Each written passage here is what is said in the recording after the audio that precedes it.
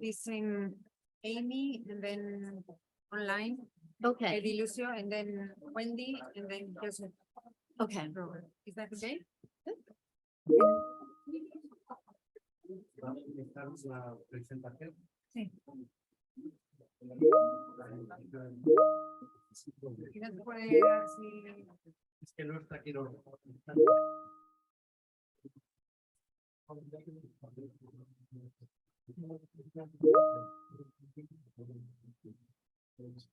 So I can use the timer if you wish. Here, like That will be good. 12 minutes. I would.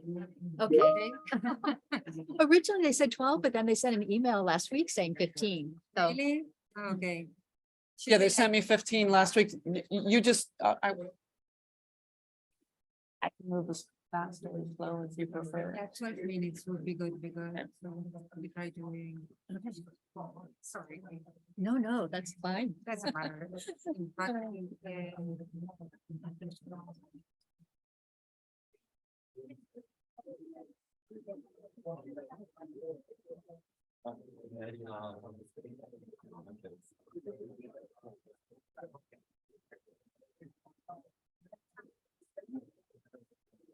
I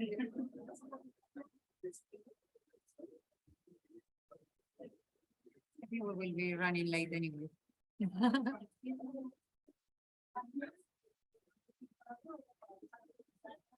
Okay. So the online is. Buenas tardes a todos. Vamos a comenzar Okay. este seminario. Un seminario en el que, en primer lugar, quiero dar las gracias a todas las organizaciones que lo han hecho posible. Quiero dar las gracias a, como decía, las diversas organizaciones, en los cuales destacaría pues Familia y Dignidad Humanas, Guanozás, NEOS, la Federación de Asociaciones Pro Vida, Asamblea de Asociaciones por la Vida, la Libertad y la Dignidad, la Red Madre, el propio CEU, que tengo el honor de presidir. En resumidas cuentas, un montón de organizaciones y de personas implicadas en ella que llevamos muchos años trabajando por la vida.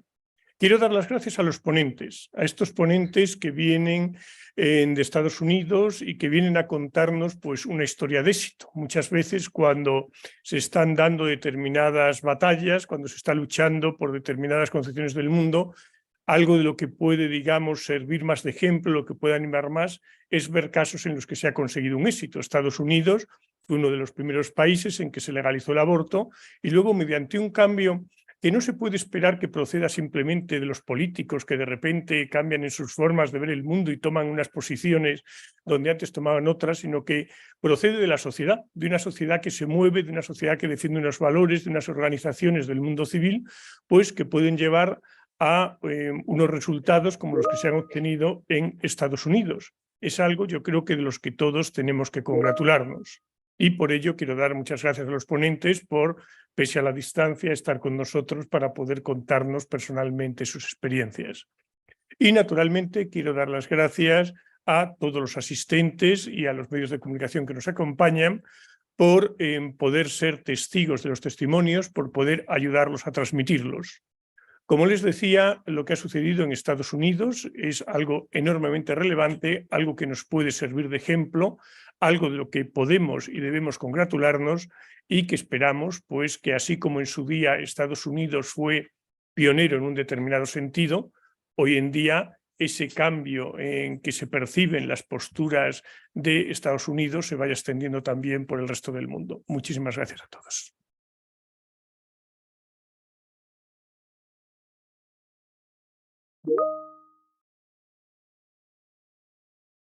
Buenas tardes, bienvenidos a la sede de la Fundación San Pablo. Vamos a iniciar el seminario Las buenas prácticas contra el aborto en Estados Unidos.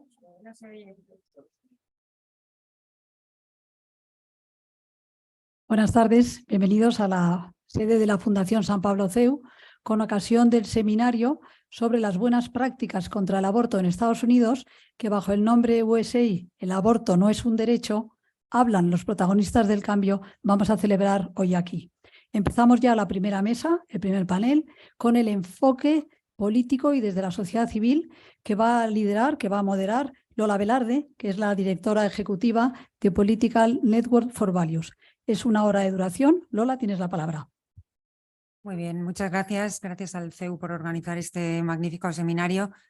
Y bueno, tengo el honor de presentar a este magnífico panel en el que contamos con Amy Sinclair, que es ahora presidenta del Senado de Iowa, pero ha sido senadora en Iowa desde hace 11 años y principal promotora de la ley del latido fetal en Iowa, un largo recorrido en el que todavía tienen terreno en el que avanzar y que ahora nos comentará. Y Amy además es miembro de la red de Political Network for Values. Después se unirá online Eddie Lucio, que ha sido senador en el estado de Texas y ha sido también tesorero y comisionado en el condado de Cameron y fue presidente y director ejecutivo de Rio Shelters. Después intervendrá Wendy Wright, a quien conocí por primera vez en Naciones Unidas hace casi ya 20 años. Y entonces ella era presidenta de Concerned Women of America y actualmente preside y es CEO de Christian Freedom International, trabajando por la protección de los cristianos perseguidos. Y finalmente volveremos online con Joseph Grogan, que ha sido director en Estados Unidos del Domestic Policy Council y ahora es miembro del Consejo de Administración de Verde Technologies y se unirá también online. Así que sin más les voy a dar la palabra para aprender de su magnífica experiencia y que nos va a inspirar muchísimo a todos para seguir este camino que ellos han iniciado en Estados Unidos, que es de lo que se trata este seminario, de seguir su camino. So, Amy, the floor is yours. Thank you.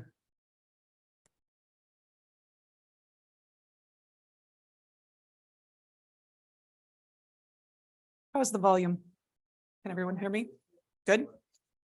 Perfect. So as introduced, I am Amy Sinclair. I'm the Senate President from the state of Iowa. I must have bumped it. I apologize. I'm the Senate President from the state of Iowa, and I'm very thankful to be invited here to share our story and to share some of the history of the United States and where many of the states have taken our nation's apologies. Thank you. So just do a little history of where we are and where we're going. And I'm happy to share that experience and that story with you. Hopefully inspire some of you to maybe follow our lead in a good way rather than always in a bad one.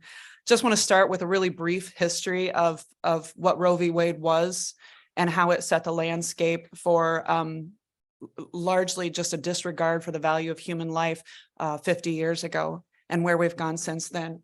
But that original decision was made in January of 1973. I often say that my mother could have chosen for me to not be here with you today because I am younger than that law, than that court decision.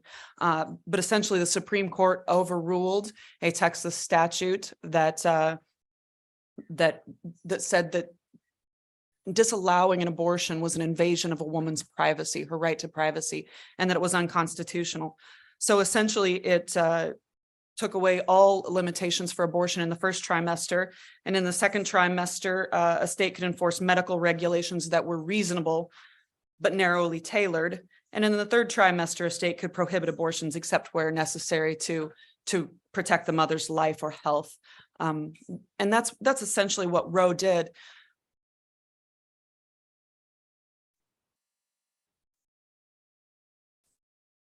Which set us up in the United States for 50 years of violence against children. Federal courts have applied that precedent to strike down state laws that fall outside that framework that was established in Roe. But beginning in 2003, I think it's important to note that that's honestly where this fight began in earnest, was in 2003, when states started passing laws that was contrary to that interpretation of the Supreme Court ruling.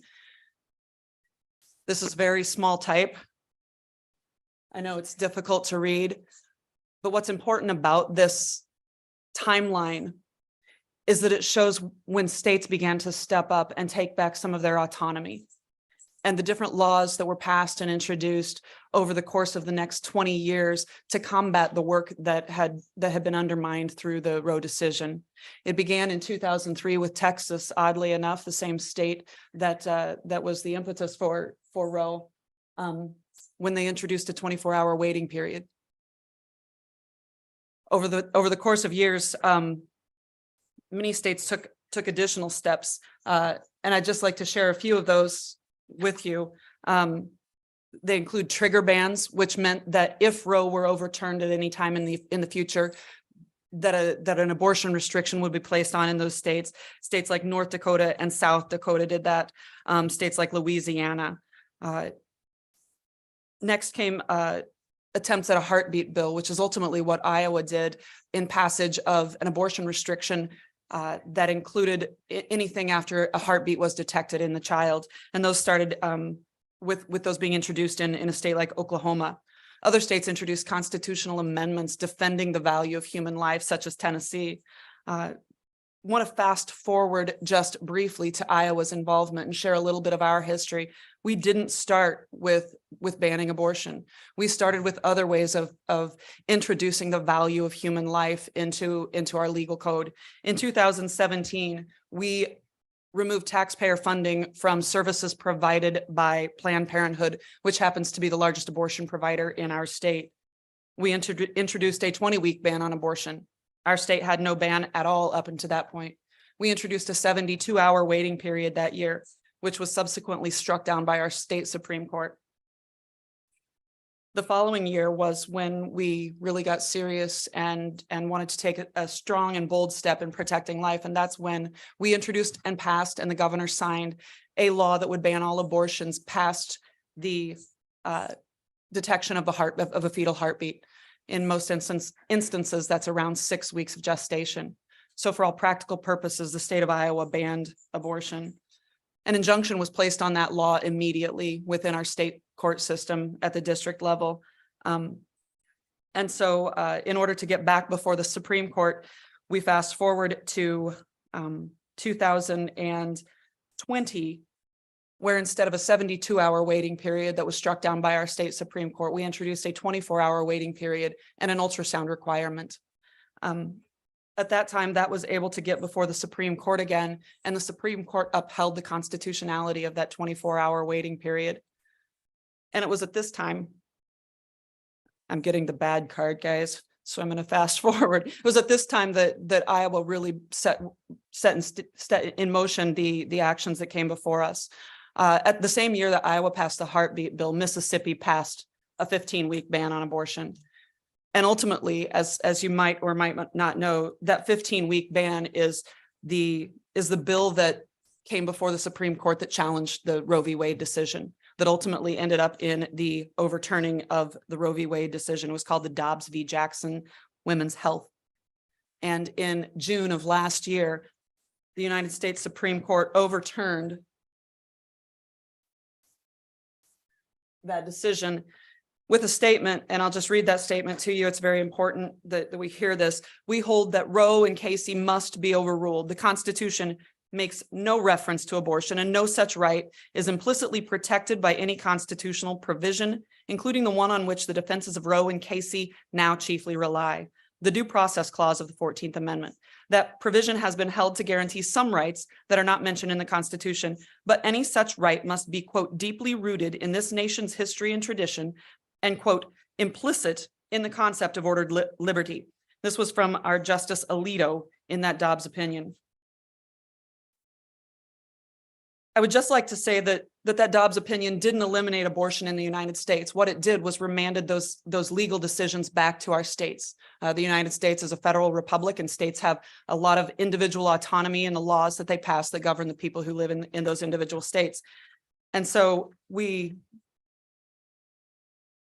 there's been much activity since that Dobbs decision. And I'm going to fast forward a little bit through where Iowa is, because it does matter, but I've talked a lot about that. We've seen many of our decisions, many of our laws through our Supreme Court system, and we're working through those as we speak. But I want to get to where much of the nation stands today.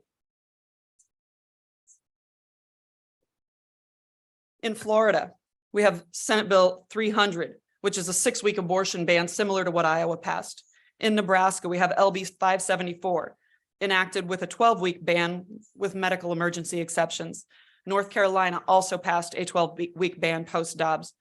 And North Dakota and Wyoming in their bills have nearly total bans on abortion with some exceptions related to the life and health of the mother, rape, incest, and fetal abnormalities.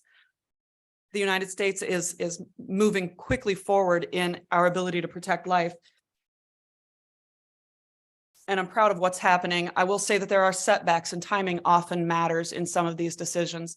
There was a referendum on the Kansas ballot measure to amend their constitution to say that there was no constitutional right to an abortion.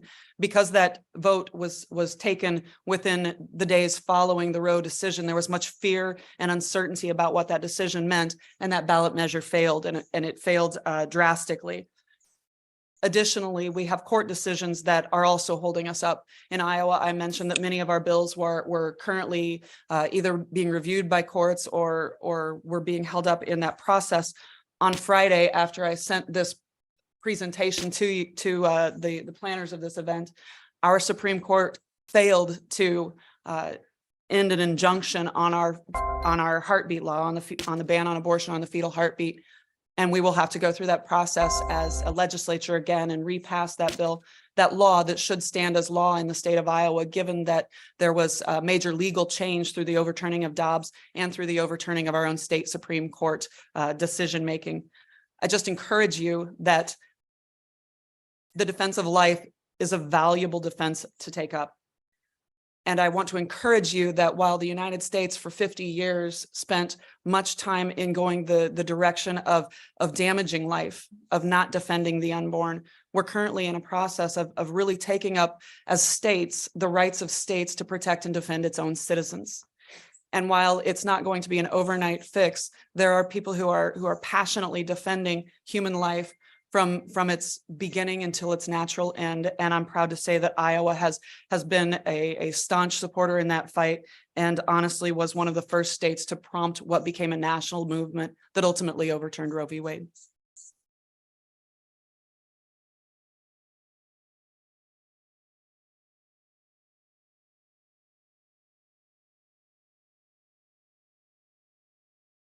Thank you so much, Amy. I think we will leave the question and answer. There would be a lot, but we will leave them for the end of the panel. So I think it should be ready for Eddie Lucio to join us online. Buenas tardes. Good afternoon. Can you hear me?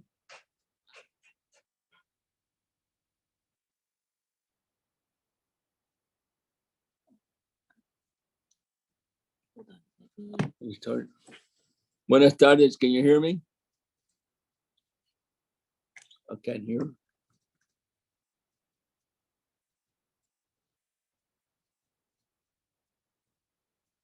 Hold on just 1 second. I think they're working on it.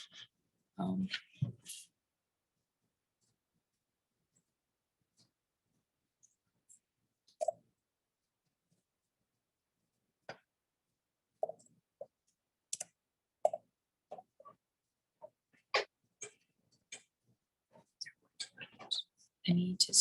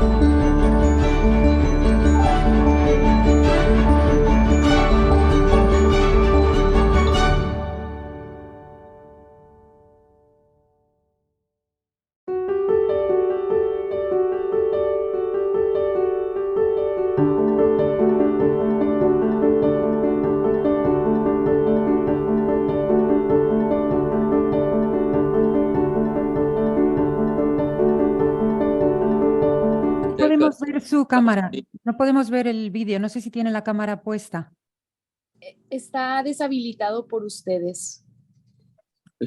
Está, sí, estoy esperando que ustedes, Bueno, muy bien. el video. Disculpe que la interrumpí. Continúe. Mientras lo resolvemos, por lo menos le escuchamos. Está bien.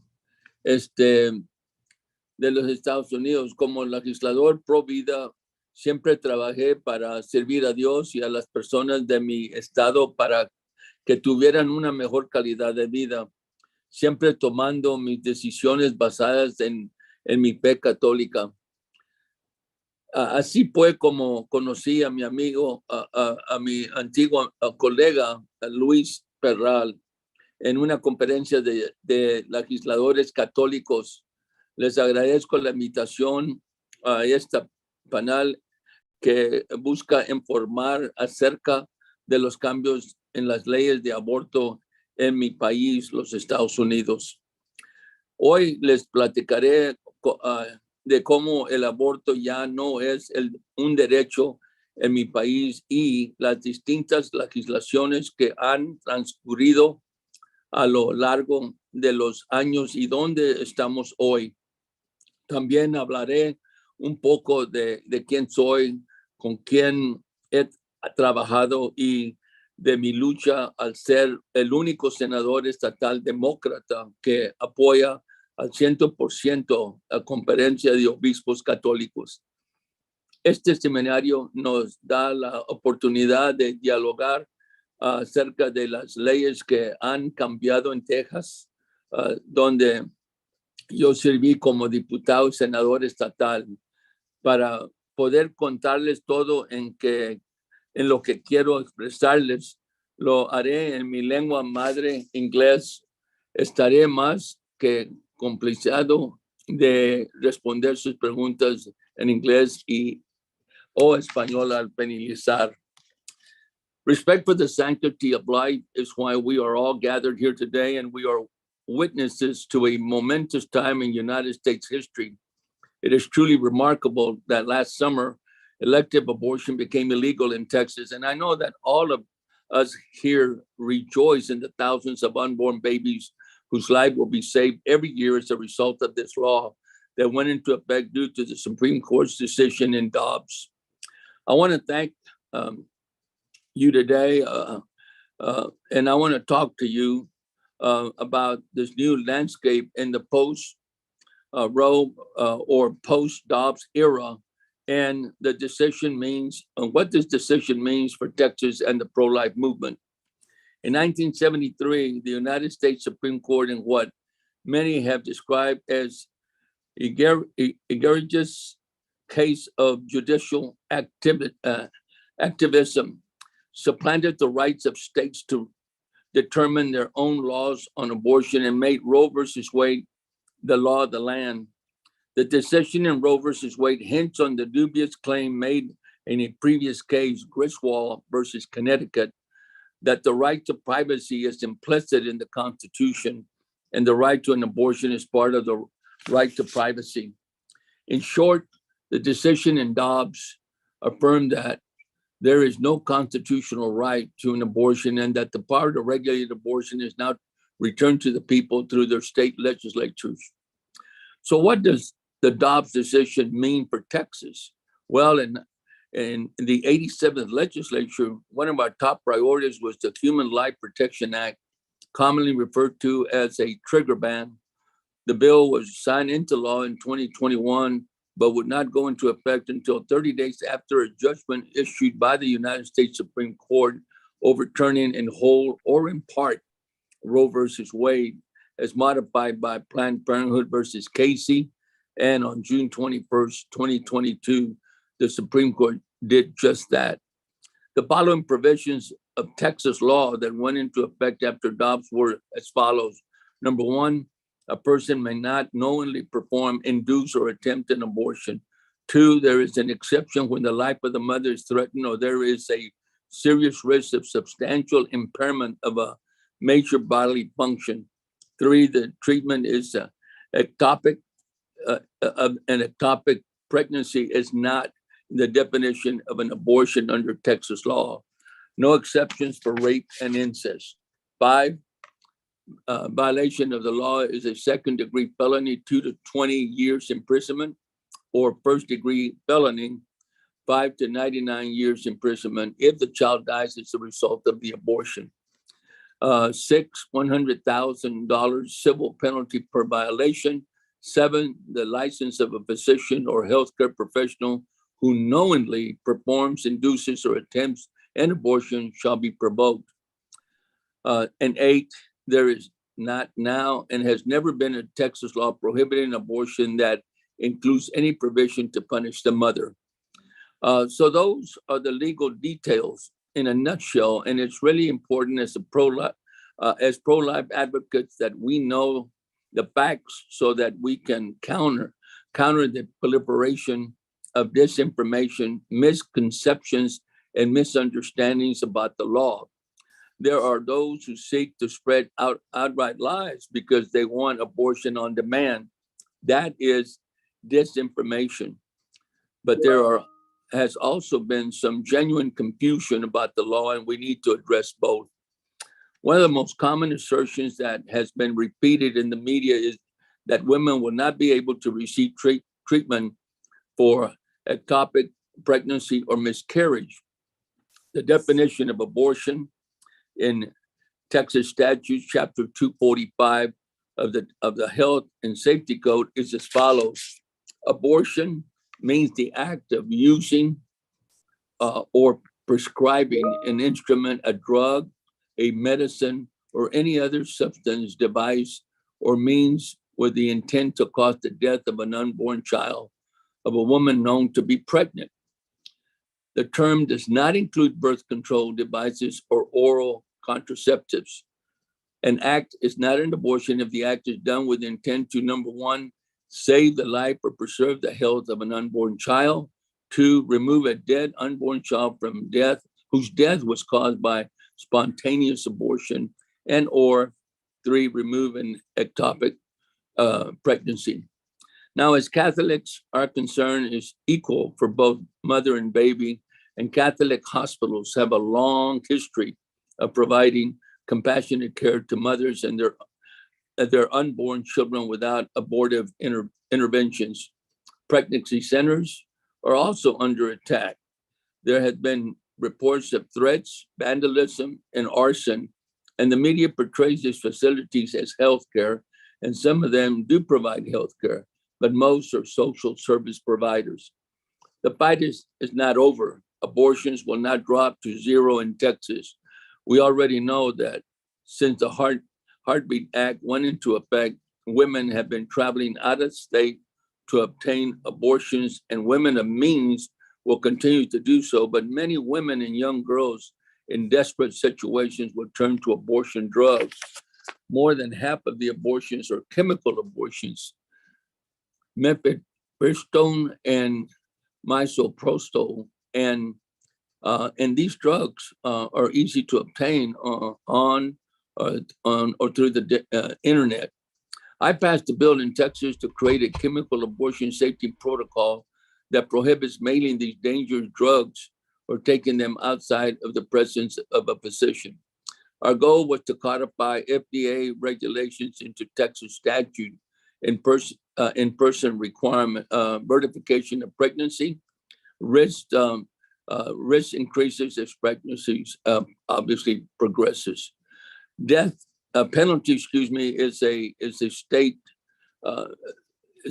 felony, which means we could extradite out-of-state bad actors.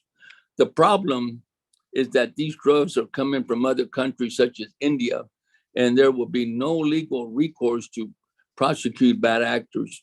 The fear is that many of these women and girls who self-abort will end up in the ER with life-threatening complications. Despite passing strong laws we will have to defend our current laws from pressure to weaken the protections in place. And we will have to contend with the proliferation of abortion-inducing drugs. We cannot grow complacent in defending the rights of the unborn, and we cannot forget the women and their families who are struggling. We must continue to prove wrong the often repeated claims that pro-lifers only care about life before it's born. Throughout my 48 years in public office, I supported a pro-lifetime approach that honored a consistent ethic of life. I partnered with the Texas Catholic Conference of Bishops in advancing legislation to provide for food, housing, medical care, and social supports for families. The Catholic Church in Texas, through Catholic Charities, religious orders, parish ministry, and pregnancy support centers have served families in need for over 150 years. We provide these services because of our belief in the inherent dignity of all human life and our desire to serve life at all stages and ages. At this historic time, when the state of Texas has chosen to protect and care for the lives of unborn babies, we are called to also protect and care for all the vulnerable lives we serve. There are key policy and budget suggestions that the Texas bishops have continued to work for post-Dobbs. They reflect our desire to better care for the unborn, infants, children, youth, and their parents, siblings, relative caregivers, and foster and adoptive parents, such as to increase enhanced services and infrastructure for vulnerable pregnant and parenting mothers and their families. 2, increase family strengthening programs and prevention and early intervention programs. 3, improve the legal framework to ensure that faith-based organizations are not penalized for their faith, provided the organizations allow the people served to choose whether they want spiritual guidance as part of the services they receive. 4, increase access to high-quality childcare, which is necessary for families to work. And lastly, increase access to prenatal and postpartum healthcare until 12 months after delivery.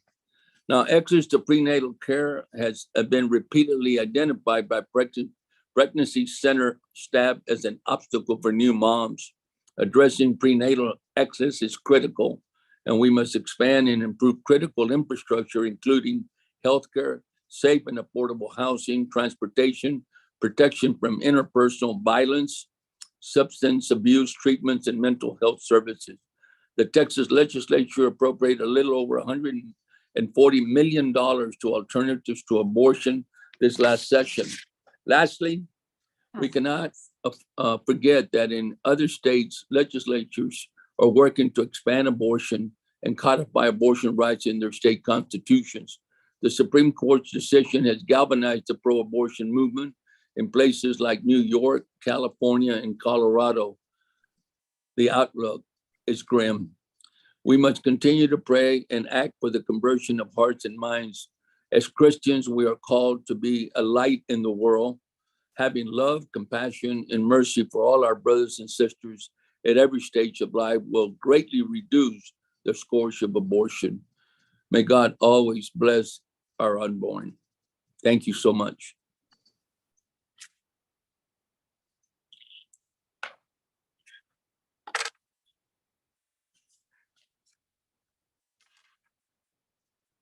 Thank you so much, Senator Eddie, for this wonderful experience that you've shared with us.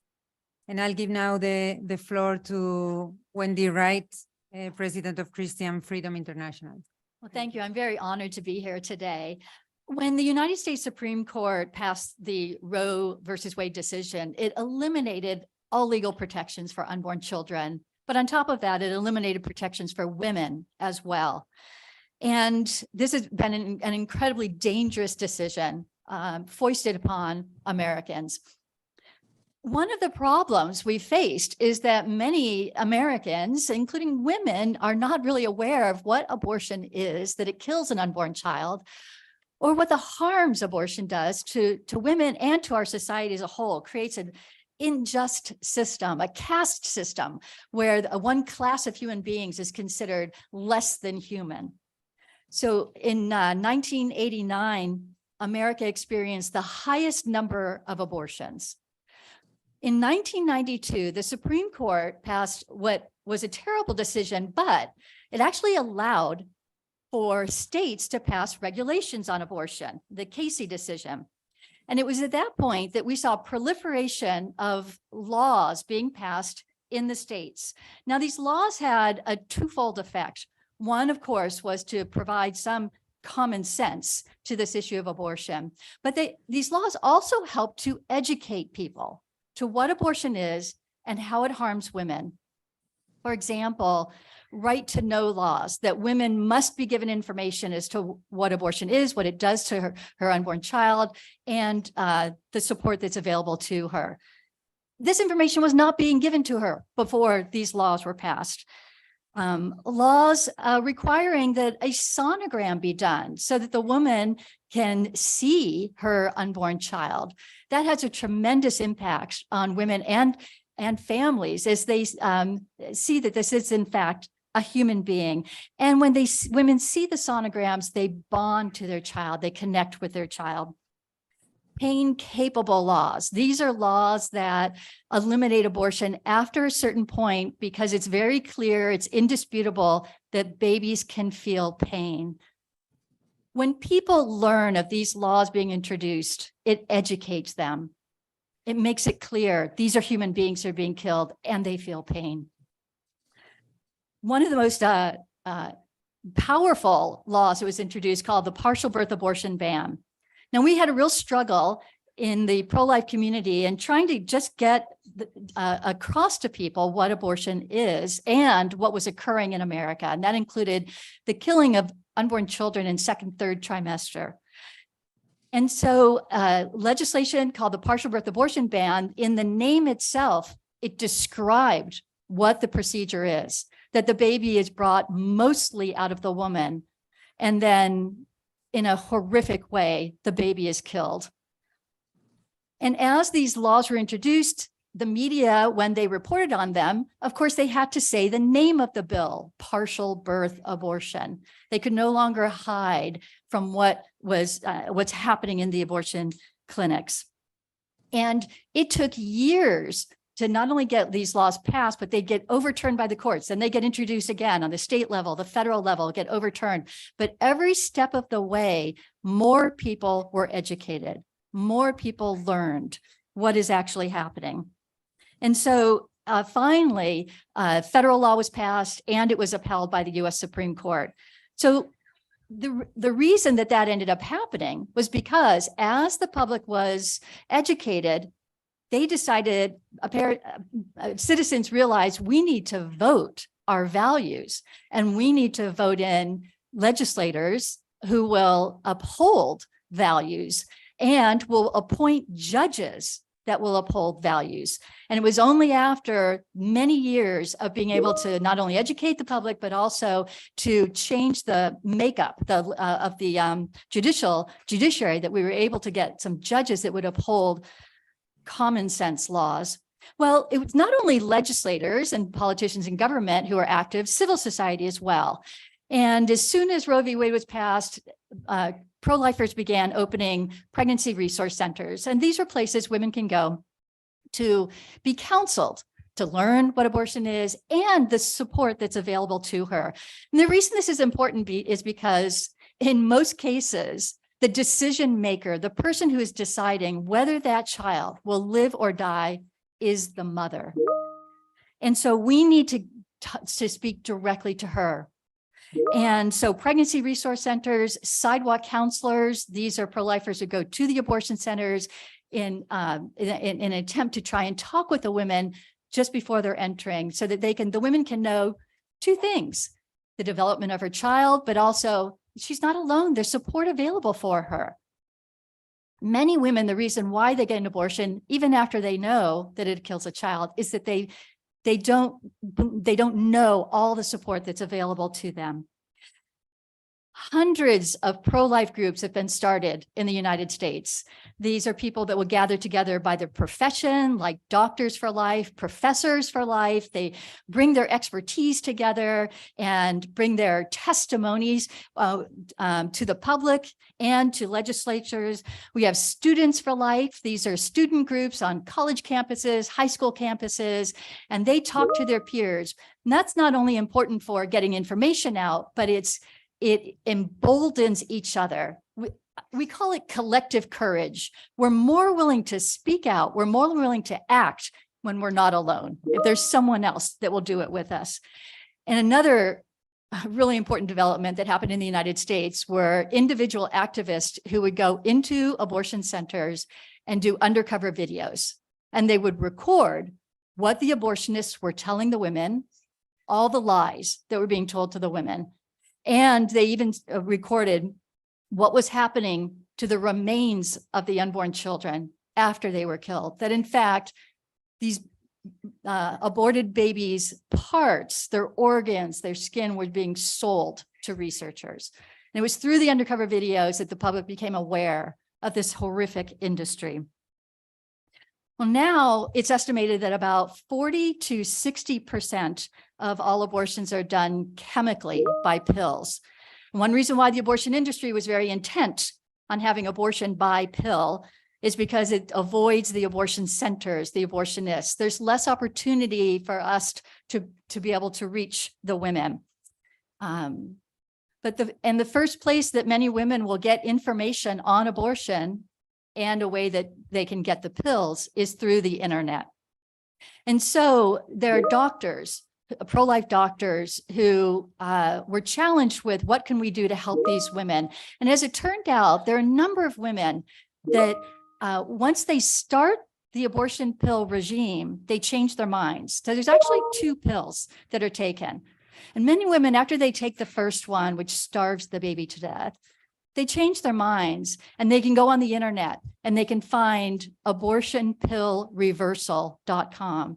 And on the website, they can find that in fact, they don't have to continue with the procedure. And the doctors have made the protocol available on the website, and the women can contact a doctor and the doctor can help them to reverse the effect of the first pill and to rescue that unborn child. In 2003, Holly Patterson was 18 years old and found out that she was pregnant. She went on the internet. All that she found was Planned Parenthood, in which Planned Parenthood claimed wrongly that the abortion pill is extremely safe. So she took it. Well, she experienced pain and bleeding. Well, that's the normal complication of the abortion pill. When she went to the hospital sent her home. But it got worse and worse and worse. She went back to the hospital. Turned out that she had an infection. And this infection by this time had gone into her bloodstream. And at that point, it is too late to save her or her baby. And her father got a phone call from the hospital that said, come to the hospital right now. Your daughter is dying. The hospital couldn't even tell her why, because they're not allowed to say that she'd had an abortion. And when Monty Patterson arrived at the hospital, he and the family gathered around her in the hospital bed, and all that they could do was hold her hand and watch her die. Monty Patterson became a very powerful advocate on how dangerous the abortion pill is and that it harms women. And abortion impacts other people as well, not only the woman. Monty lost his daughter. Well, he was not alone in exposing the dangers of the abortion pill. There were doctors who had been investigating the Food and Drug Administration's approval process. And what they found is they dug into the documents that, in fact, the abortion pill is 4 times more dangerous than surgical abortion. And the Food and Drug Administration knew this. They found that the Food and Drug Administration had violated federal laws and their own rules and regulations in their approval process by approving this dangerous drug. And so in 2002, these doctors challenged the Food and Drug Administration's approval of RU486.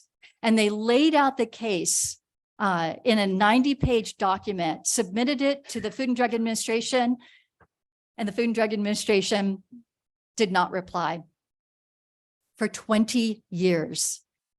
And over those 20 years, these doctors continued to build the case, gathering more evidence of how dangerous this drug is. And in April of this year, a judge overturned the FDA's approval of RU46, parts of it. It's on pause right now, that decision, as it's working its way through the courts. But I will say that I was so encouraged when I saw it because I was involved with those doctors 20 years ago. And as I waited all that time, I thought all that work that we have done has been for naught. Nothing will ever come of it. But in fact, it was in the right time when there was a judge who was willing to look at the evidence that finally we were able to see some success. And I want to encourage you all with some wisdom from the Bible as we are fighting this fight to protect unborn children, to rescue those unjustly sentenced to death, not stand back as they're being led to the slaughter, but also do not grow weary in doing good. For at the proper time, we will reap a harvest if we don't give up. Thank you.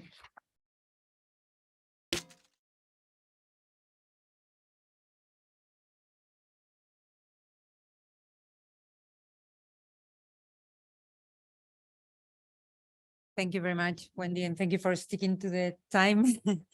And so we will now have Joseph Rodan joining us online. Thank you. Can you hear me? Yes, perfect. Thank you. Great. So I really appreciated the comments from Wendy and Eddie and Amy to lead into my discussion, because they did a great job of laying out what was going on a state level since Roe v. Wade was passed in 1973. I was born in 72, so my entire life, Roe v. Wade was the law of the land until, just recently with the Dobbs decision. I'm going to restrict my comments to my experience, which is at the federal level. So in the 90s, I worked on Republican Senate campaigns for a few years. And then after law school, I returned to Washington, D.C. and worked in the Bush administration doing health policy at the Department of Health and Human Services, and then found myself back in government working for President Trump as the policy director at the Office of Management and Budget for Health, and then the domestic policy advisor. And I just say a few observations watching this unfold over the last 20-something years, 25 years of my career in politics at the federal level, and watching the pro-life movement push on Roe v. Wade and win. I think a key reason why Dobbs happened is precisely because of people like Amy and Wendy and Eddie, in that the pro-life movement at the state level, at the community level, didn't roll over and say, well, the Supreme Court has ruled, I guess that debate is over, which is how the nightly news began when it was reported that Roe v. Wade had been handed down.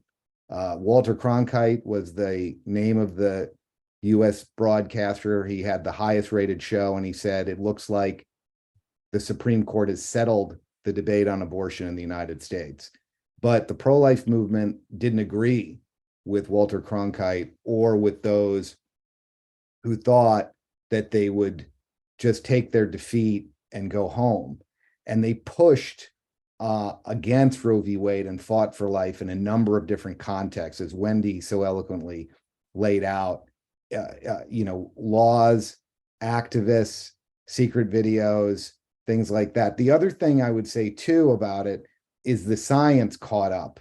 And I think that was a big factor for voters and for activists and for people trying to persuade people to the pro-life cause. And that now pregnant women could see ultrasounds.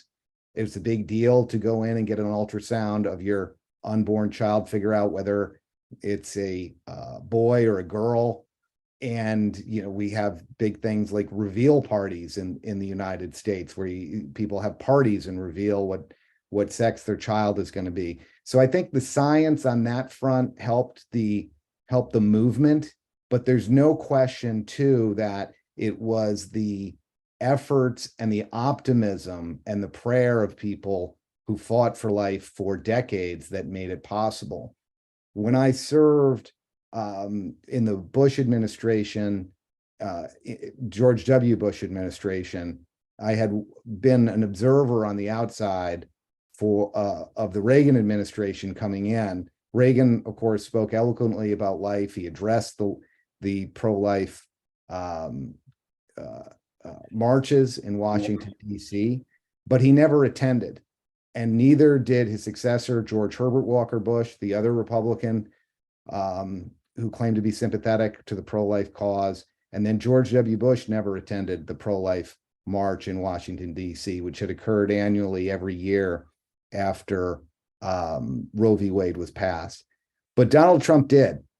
And he received a lot of criticism. A lot of people were telling him, don't go. Within the White House were saying, listen, it's too controversial. No one else is gone. You're busy. There are other things to do. There were people in the White House who didn't want him to lean too much on abortion. But to him, and I want to share this because I think it's an important, perspective. From his perspective, a lot of Republicans had run as pro-life candidates at the presidential level, for the House of Representatives and for the Senate, and then let pro-life voters down. Whether it was presidents who didn't go and attend, or presidents who put judges on the United States Supreme Court who would not vote to overturn Roe v. Wade. And at one point, Republicans had 7 of the 9 judges on the Supreme Court, and still Roe v. Wade was being held up. In some instances, expanded when it was challenged by pro-life laws and pro-life litigators. But Trump did something very interesting when he ran for president, which is to put out a list of potential judges. And he said, I'm going to pick from this list for the Supreme Court. And I think it caught the imagination of the pro-life movement in a way that hadn't really trusted him until that point. He obviously, had been divorced several times. He was not a regular churchgoer by any means. He was not identified with the pro-life movement. Matter of fact, the opposite. He had spoken out in his younger days being pro-choice. But he put out that list. The pro-life movement supported him. Pro-life voters supported him. And when he won, he felt a loyalty to those voters. But something else happened too that I think is really important, as somebody who sat with him in the Oval Office as he discussed abortion policy and pro-life policy. And that is, he started to think about it in a way that I don't think he ever thought about it as a private citizen.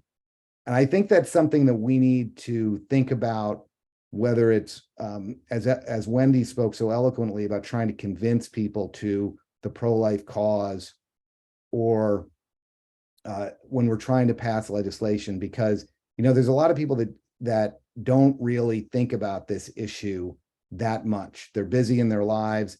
They don't want to think about it.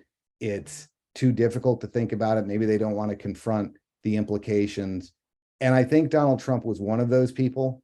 Until the pro-life movement supported him, he felt loyalty to him, and he started to think about it.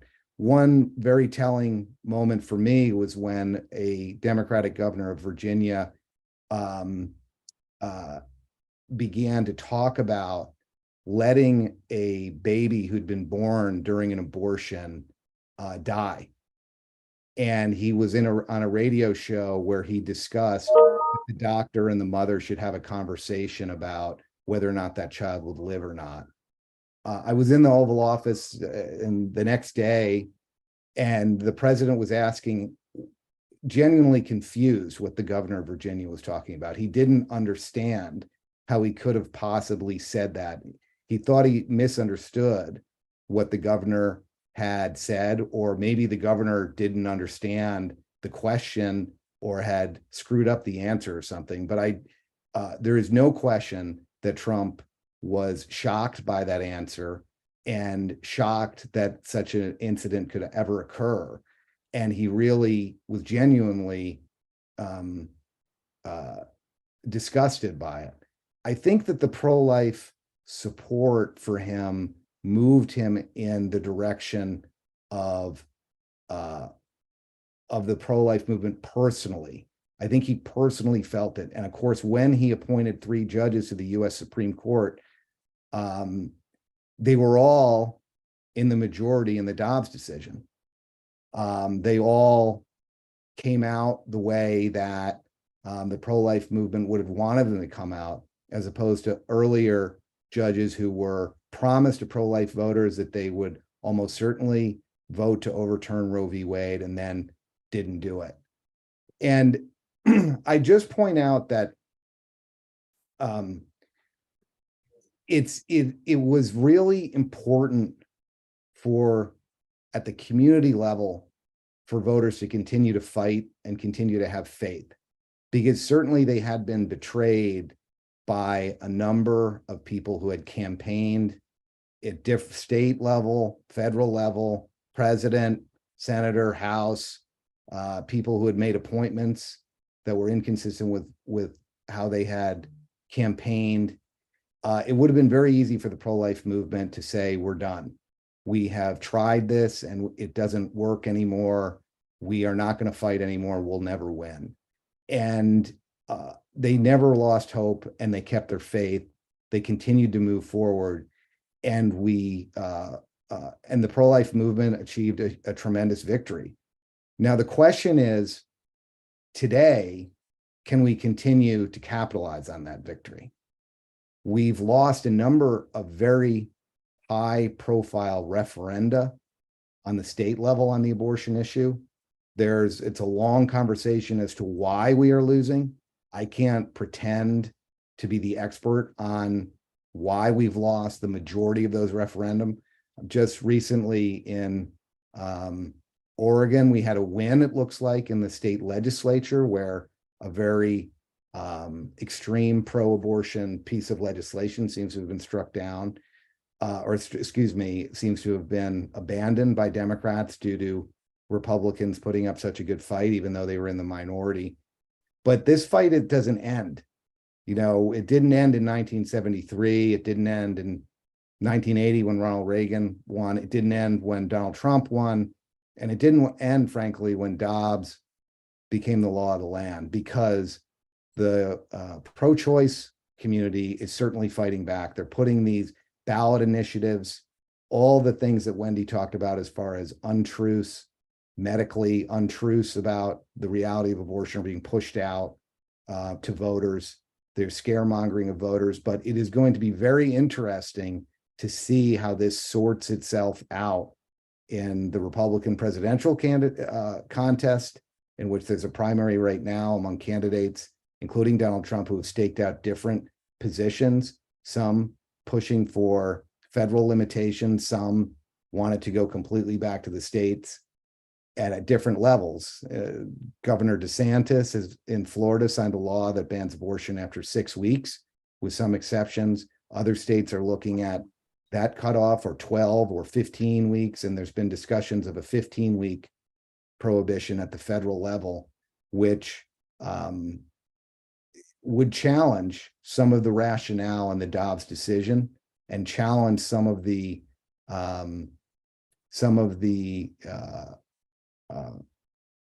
voters, frankly, who wanted Roe v. Wade to be overturned because they didn't want the Supreme Court wading into what was traditionally a state issue, but also are somewhat uncomfortable with federal legislative limits and think it should be left to the states. So this is very much an unfolding story in the United States. I think we need to stay engaged on it. And I would just say this, and before I close, you know, I actually live overseas now. Before Dobbs, when Dobbs first was passed down in Europe, my sense was that pro-life Europeans were jubilant about that decision. But over a year later or so, watching the pro-choice movement push back in the United States and win referenda, I'm seeing a change in mood among a lot of pro-life activists in Europe. And I think it goes to show how important it is that Europeans and Americans work together on this issue, because what happens in the United States has spillover in Europe and vice versa. And there needs to be communication, there needs to be inspiration, and there needs to be some level of coordination, because let's not forget, there's a lot of policy made at the United Nations around abortion policy. There's a lot of colonial policy that gets pushed out of the United Nations around abortion rights. And I really want to thank the organizers for this conference, because it's very important that Europeans and Americans continue to talk about it and figure out how we can move the debate forward and continue to make progress. Thank you very much.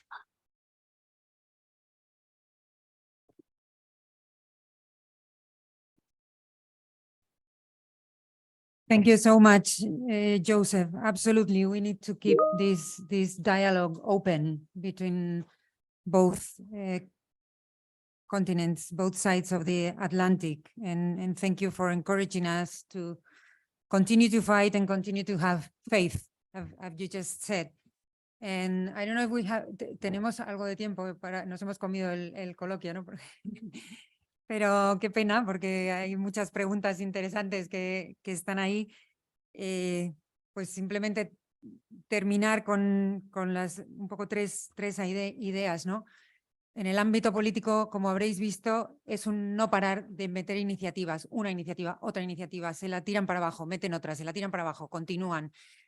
O sea, aunque no tengan éxito a la primera, continúan con otra, en un estado, en otro estado, en un...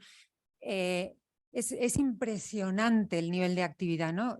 Sin parar, pequeños pasos adelante, ¿no? Que puede servir de inspiración, porque, como ha dicho Wendy, el valor educativo, el valor cultural que tienen las leyes, aunque no las aprueben, vas generando conciencia, ¿no? Conciencia social.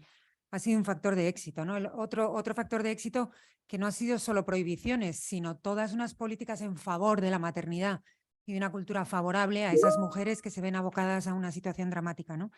O sea, que tienen que ir acompañadas de estas políticas. Y un tercer factor de éxito, la colaboración con la sociedad civil. Lo vi en Estados Unidos, ahí hay sitio para todos. Están los que dan apoyo a las mujeres embarazadas, los que se dedican a rezar, solo a rezar, los que se dedican a hacer la labor conjunta con los políticos, los que hacen la labor jurídica de defensa en los tribunales. O sea, es impresionante. Y Amy también nos contaba la coordinación entre los políticos que recogen la antorcha y la sociedad civil, que son los que... O sea, hay que tener este canal de coloquio y de diálogo abierto, ¿no? Es magnífico. Así que muchísimas gracias. Thank you so much for your testimony, so encouraging for us, and I hope this will help us to follow your path. Muchas gracias.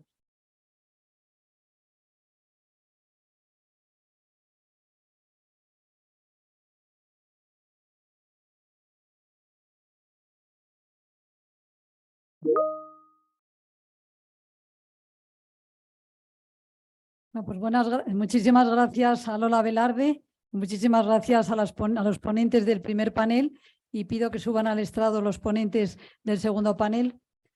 Las intervenciones sobre... ¿Oye?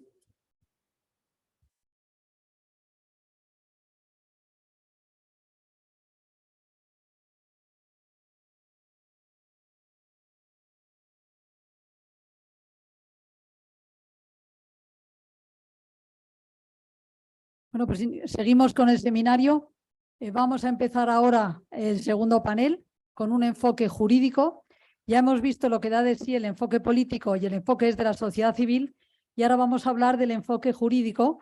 Va a moderar la mesa Ana del Pino. Ana del Pino es coordinadora general de la Federación Europea de One of Us. Es también coordinadora de NEOS y coordinadora de la Asamblea por la Vida. Yo siento tener que mantener un cierto rigor con el tiempo, pero al tener conexión online con muchos ponentes en diferentes estados de Estados Unidos, estamos un poco obligados a mantener el tiempo. Ya sé que las preguntas son muchas, pero bueno, intentaremos recuperar si al caso al final de la sesión. Cuando termine este panel, que tiene 1 hora de duración, tendremos media hora de descanso y recuperaremos otra vez la continuidad de la sesión a las 6:30. Al salir, los voluntarios nos indicarán dónde tenemos que acudir. Ana, tienes la palabra. Muchas gracias, Regina. Buenas tardes a todos. Muchas gracias por acompañarnos en este seminario que analiza, como estamos viendo, el proceso de reversión del aborto que se está llevando a cabo en los Estados Unidos. Agradecer, por supuesto, al CEU San Pablo su generosidad al darnos la posibilidad de realizar el evento en esta su casa, y también a los oradores que han querido acompañarnos de manera presencial y online para analizar sin sectarismo y con absoluto rigor el proceso mencionado de reversión del aborto en los Estados Unidos. El análisis ha comenzado, como hemos visto, en un panel previo con políticos y miembros de la sociedad civil, pero sin duda este análisis no sería tal si no lo hacemos jurídicamente, legalmente, porque es en realidad un proceso judicial el que ha llevado a un pronunciamiento de la Corte Suprema de los Estados Unidos en el que los jueces han negado la existencia de un supuesto derecho al aborto en la Constitución de los Estados Unidos. Para explicar este proceso jurídico, I have the honor first and the pleasure of introducing you the following panelists on the roundtable. The first one is Jane Adolph. Jane Adolph is professor of law at the Ave Maria School of Law in Florida, executive director of the International Catholic Jurist Forum, and Jane is from Canada. So first of all, she is going to analyze with us the legal differences between USA and Canada on the abortion regulation. Can you explain us a little bit these approaches? Thank you, Jane. Okay, so can everybody hear me? All right. So greetings to everyone, brothers and sisters in Christ. Many thanks to the organizers and to my friend, former Senator Luis Peral, for the kind invitation and his work with the International Catholic Legislators Network through which we met. My task is really to offer some reflections on the American legal context, but also to look a little bit from the Canadian context and why. I consider myself an outsider to this conversation in the sense that I'm a Canadian lawyer who is called to practice law in Alberta and New York, but my pro-life experience has been on the international level. It commenced while I was studying in Rome in the mid-1990s, where I acted as a legal consultant to pro-life NGOs lobbying at UN conferences, including those on youth and the International Criminal Court. It was at those venues where I met my dear friend, John Klink, chief negotiator for the Pope, who met with NGOs during these conferences to exchange information and coordinate lobbying strategies. I continued my activities on the international level as professor of law at Ave Maria School of Law in Naples, Florida, in collaboration with the Pope. This work was accomplished during the pontificates of St. John Paul II, Pope Benedict XVI, and Pope Francis as an outside consultant, 2003 until 2011, and then as an official of the Papal Secretariat of State section for relations with states from 2011 and 2020. My work was essentially with the UN treaty bodies in the sense of advising the Holy See, the Pope, about various conventions on human rights where some of these UN treaty bodies were promoting a right to abortion, and other organizations. Joseph Grogan just mentioned this, and it remains a problem and a global problem. This experience gave me a deep appreciation for the critical importance of American leadership on the international level for the successful protection and promotion of life issues. And I am grateful for the continued domestic efforts to secure pro-life leadership in the United States. I sit on this panel with experts on the American situation, and I defer to their experience. My observations regard the multi-pronged strategy adopted post Roe v. Wade with reference to the Canadian jurisdiction to try to highlight the special nature of the American context. Opposition to Roe v. Wade has included, in my view, 4 efforts, key efforts. Number 1, to enact limitations on abortion, and we've heard that on this panel prior to this one, to amend the Constitution, to change the composition of judges on the United States Supreme Court. And I'm going to add a fourth one, to form a group of pro-life legal leaders imbued with a commitment to the right to life of the unborn and a certain understanding of constitutional interpretation.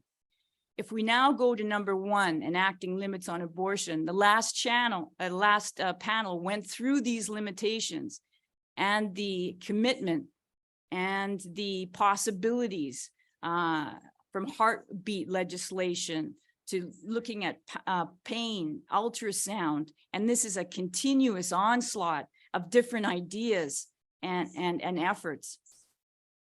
And then we see that they're struck down.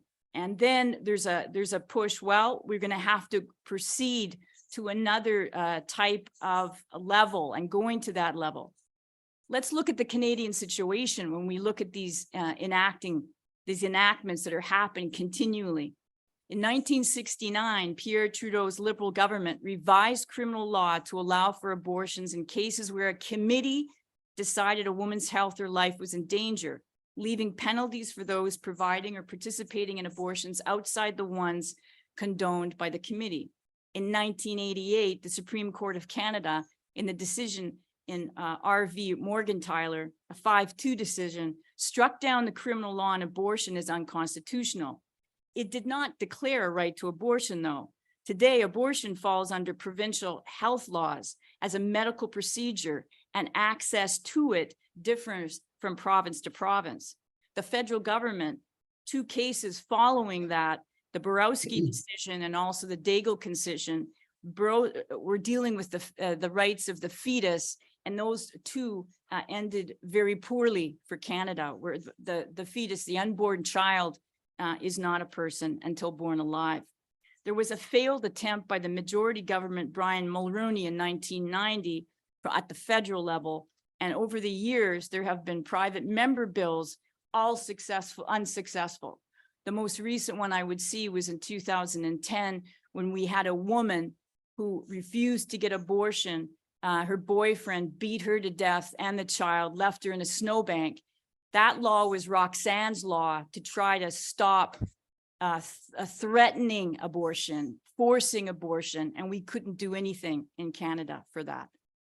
So in Canada, the bottom line is the people that would support abortion, the abortion system as it is, they basically do not want legislation to risk the possibility of litigation and possible unrolling of what they have. In terms of the amendment to the Constitution, the efforts to maybe protect the unborn child, this process is a non-starter in Canada. If we look now to the changing of the composition of the Supreme Court, which we've got going here in the United States, this is a non-starter also for Canada. But the thing that's amazing to me is the complexity of it all. So you have this purpose of changing the Constitution, the composition of the Supreme Court to gradually weaken and eventually overturn the policies created by Roe. But these efforts have been focused on replacing justices with those more sympathetic to the pro-life position. According to this approach, changes in the court are intricately tied to presidential candidates committed to politically altering the Supreme Court. From a Canadian's perspective, it's a non-starter. But when you even look at the success of this and Dobbs, it seems to have more to do with divine providence than good planning. Look at the variables. Securing the election of a president with a pro-life position, who would maintain pro-life promises post-election, who would have the possibility to fill a vacancy on the court, who would identify a pro-life justice to nominate, who in turn would be accepted by the Senate, with perhaps the assistance of a very savvy person to guide the Senate process. Then the relevant case would need to come before the court for consideration. Then the pro-life justices would need to maintain pro-life positions in the case. And finally, they would need to constitute the majority opinion. Unbelievable. Okay, fourth, I want to talk a little bit about the formation of a new generation of legal leaders. There are many Catholic universities with faculties of law across the United States. I see that William Saunders from Catholic University will be giving his talk. Ave Maria School of Law is a private Roman Catholic religious affiliated institution. It was created in 1999 by a Catholic layperson, Tom Monahan, with its first year of classes in 2000. Its mission is based on faith and reason, where the curriculum combines a traditional legal education with an emphasis on how the law intersects with the Catholic intellectual tradition and natural law philosophy. Members of the founding faculty included Judge Robert Bork. He passed away in 2012. He was legal scholar, former Solicitor General of the US, former United States Attorney General, and former judge of the United States Courts of Appeal in DC. He had been nominated to the Supreme Court by President Ronald Reagan and rejected by the Senate. The Senate hearings were so contentious that a verb was created to describe what happened to him. It's called to be borked. Judge Bork, who promoted an originalist interpretation of the Constitution, co-taught a required course with Dean Bernard Dobransky entitled The Moral Foundations of the Law. Dean Dobransky had been formerly a dean at Detroit Mercy Law School and the Catholic University of America Columbus Law School, at which William Saunders teaches. Upon the death of Judge Bork, in a tribute to him, Dean Dobransky describes the required course for first-year students in his own words, quote, although it covered such subjects as natural law, legal enforcement of morals, capital punishment, and similar issues, the thrust of the court was the wit and wisdom of Judge Robert Bork, end quote. Dobransky continues, quote, Bork's point of view was that judges were bound by the text of the statute and were required to follow it, in contrast to judicial activists who would search for ways to avoid following the dictate of the statute.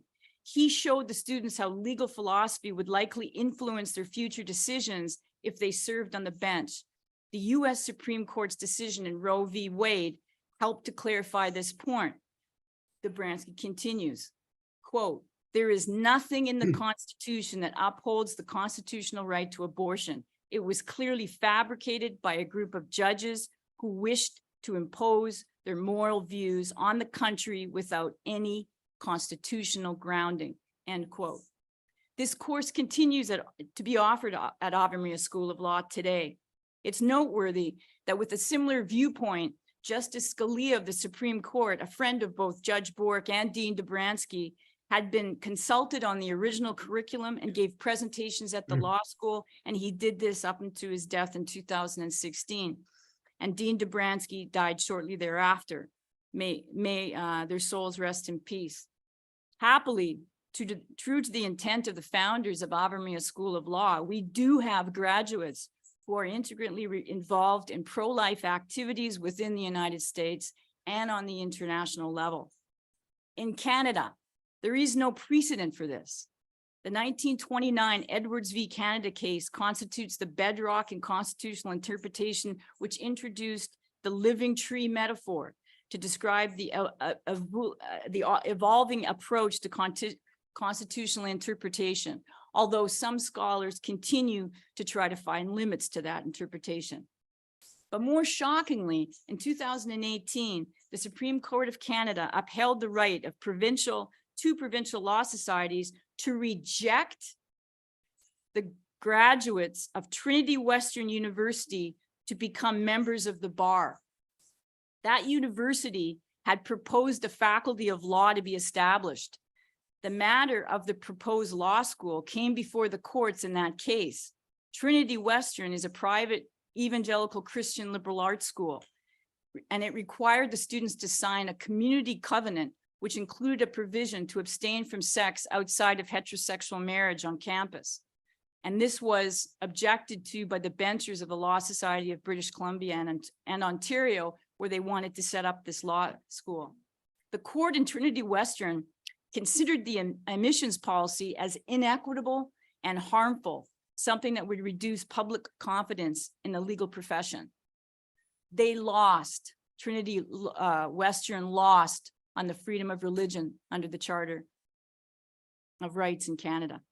As one can see, the legal situation in the two North American countries are very different.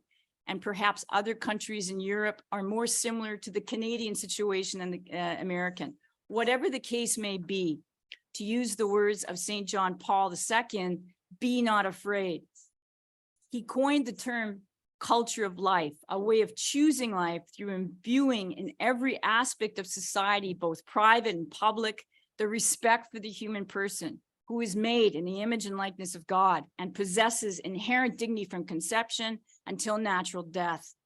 His thought gives flesh to Deuteronomy 30:19, quote, I call heaven and earth to witness against you today that I have set before you life and death, blessing and curse. Therefore, choose life that you and your offspring may live. Thank you.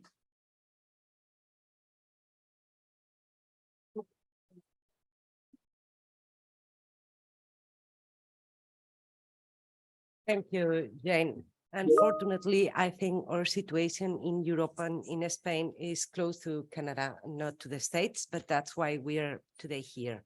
The next speaker on this roundtable is Clark Forsyth. He's a legal expert. He should be online and worked for American United for Life. He wrote a book about the history of Roe versus Wade case with the title Abuse of Discretion. He would like to instruct or to tell us and take the floor to explain the implications of the court decision of Dobbs case. I don't know if we have Clark Forsyth here. Yes, good afternoon. Or good morning for you, Clark. You have the... Buenas tardes, mi amigos. Can you hear me accurately? Yes. Few in the United States have yet realized how much the Dobbs decision gave authority to the people and their elected representatives to protect human life, not just abortion, but the entire range of life issues. I want to re-emphasize just 6 points about the Dobbs decision, in addition to what Amy said earlier. Our Supreme Court in Dobbs erased the false history of abortion conjured in the Roe v. Wade decision of 1973 and gave our nation a detailed, accurate account of our history. Indeed, our Supreme Court in Dobbs gave the United States back its long legal and cultural heritage of protection for the prenatal human being from its earliest stages. The court affirmed that the 50 states have a rational basis to preserve, in the court's words, prenatal life at all stages of development. The court recognized the police power of the states, allowing the states authority to regulate medicine and biotechnology, affecting a range of bioethical issues. Due to constitutional and political constraints, the court could not declare the unborn child to be a constitutional person, but the court issued the strongest declaration of the protection of prenatal life in our history. And the court decisively sent the abortion issue back to the people and their elected representatives. Our federal system and the states were necessary and essential to the successful overturn of the Roe v. Wade decision. Working in the states as an alternative to our federal Congress in the decades between Roe and Dobbs, we created a broad body of laws that protect human life, even when prohibitions on abortion were prevented by the Roe court. Yet few have noticed that Dobbs not only decentralized the issue of abortion, but also decentralized the debate over the risks to women from abortion. I'm hopeful that decentralization will open up the debate about the risks of abortion to women. Many state officials after Dobbs acted immediately to enforce the abortion laws on their books. Within days of the Dobbs decision, 13 states announced plans to enforce their laws. And state and federal courts immediately implemented Dobbs by allowing state abortion laws to go into effect. Within weeks of the Dobbs decision, 36 federal court cases were dismissed against abortion limits. That meant the laws could be enforced and state governors or attorney generals acted to do so. Was the cause for life in the United States ready for Dobbs? I think the cause for life was demonstrated that it was ready for Dobbs first by the abortion laws that were quickly enforced by pro-life public officials who had been supported politically by pro-life voters and organizations for decades. Second, by the court cases against pro-life laws dismissed. Third, by the decades of work by pregnancy resource centers, which enabled them to be available to help women. And fourth, by the political mobilization before the November 2022 elections, which reelected dozens of pro-life state officials and helped to win the US House. In November 2022, a dozen pro-life governors who supported or enforced early gestational limits were elected or reelected. One thing that enabled state pro-life public officials to be ready for the Dobbs decision was their decades of work on state pro-life laws. Those years of work, combined with election campaigns involving those bills and the fundraising and organization that equipped them to win elections, enabled them to be ready to work for the strongest possible abortion limits after Dobbs. Now there is evidence that the Dobbs decision is becoming settled. States have enforced abortion laws, states have assumed control, state legislatures have voted for pro-life laws, and people are deciding and voting. Of course, as has been mentioned by Joe and others, there have been significant political disappointments, particularly the loss of the ballot initiatives in several states, especially Kansas, Kentucky, Michigan, and Montana. These circumvent the legislative process and go directly to the people, a form of direct democracy. We expect more of these ballot initiatives in 2023 and 2024. This spring, though, in the 2023 state legislative sessions, states moved ahead with additional legislative limits. There was success in a number of states, but I'll emphasize 4 states: Wyoming, North Carolina, South Carolina, and Nebraska. As of today, I count 23 states which have adopted early gestational limits. Most are in effect, although some are still in the courts. If the current Supreme Court majority holds, Dobbs indicates that the abortion issue will be left to the democratic and legislative process in the states for the foreseeable future. Thankfully, we do not have to debate or wonder about the proper ethical standard for pro-life legislation. The standard that John Cardinal O'Connor of New York set forth in 1990 is still influential and has been endorsed by many other Catholic Church leaders. Cardinal O'Connor wrote, "In cases in which perfect legislation is clearly impossible, it is morally acceptable to support a pro-life bill, however reluctantly, that contains exceptions if the following conditions prevail. There is no other feasible bill restricting existing permissive abortion laws to a greater degree than the proposed bill. The proposed bill is more restrictive than existing law. That is, the bill does not weaken the current law's restraints on abortion. And the proposed bill does not negate the responsibility of future more restrictive laws. In addition, it would have to be made clear that we do not believe that a bill which contains exceptions is ideal, and that we would continue to urge future legislation which would more fully protect human life. I recognize that some in the pro-life movement may consider it politically or strategically unwise to take the course outlined above, but that is a matter of prudential judgment. It is not a matter of supporting intrinsic evil as such," unquote. Now, the key challenge for the cause for life in the United States after Dobbs is shaping public sentiment in favor of respecting and protecting human beings. This is clearly a contest of ideas. The cause for the United States, in the United States, should look to our President Abraham Lincoln, who emphasized many times the importance of shaping public sentiment in a republic. Lincoln exhibited a democratic disposition.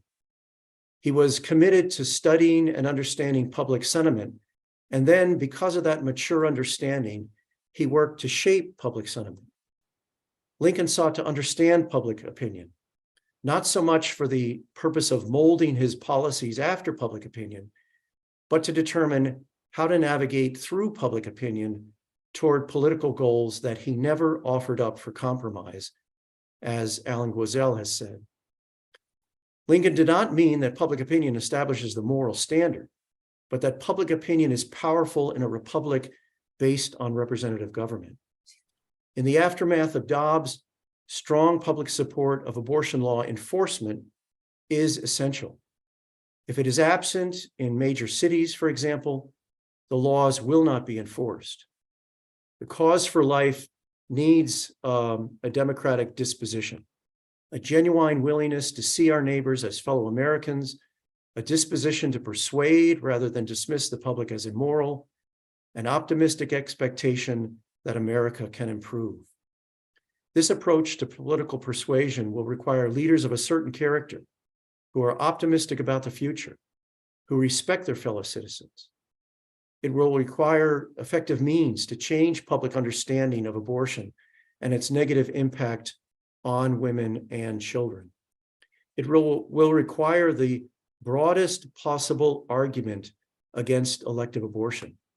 Abortion is not just about the babies. It is about human flourishing, caring for women in need, and hope for the future. The best primer for this in the United States after Dobbs that's been published is Ryan Anderson and Alexandra DeSanctis's book, Tearing Us Apart: How Abortion Harms Everything and Solves Nothing. For example, we must educate about the risks to women from abortion. We must educate about the reality of coerced abortion. Numerous surveys have been published over the years in the United States, and one just a month ago, which found that close to 70% of the women who had abortions in this survey described them as coerced, pressured, or inconsistent with their own values and preferences. If 70% or even a majority are coerced, what does that mean for the abortion tagline we hear in the United States, shout your abortion? Or about the abortion tagline we hear, trust women? Or about the claim that abortion is all about autonomy? Public citizens will also have to be wise and discerning voters because the electoral system limits our choices. We don't get to vote for great leaders all the time. Sometimes we have to vote against the worst candidates.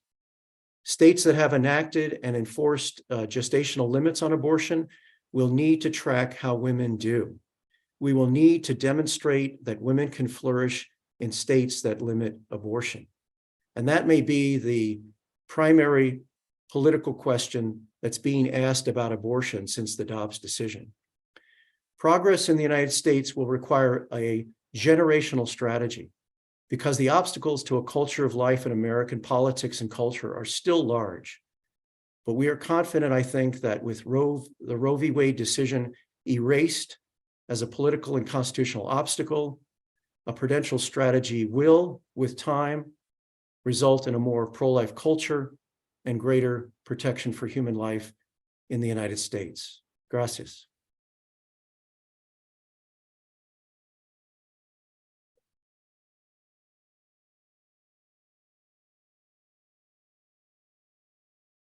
Thank you very much, Clark. And we will go to the next speaker is William Saunders. I suppose the technician confirm is connected, please.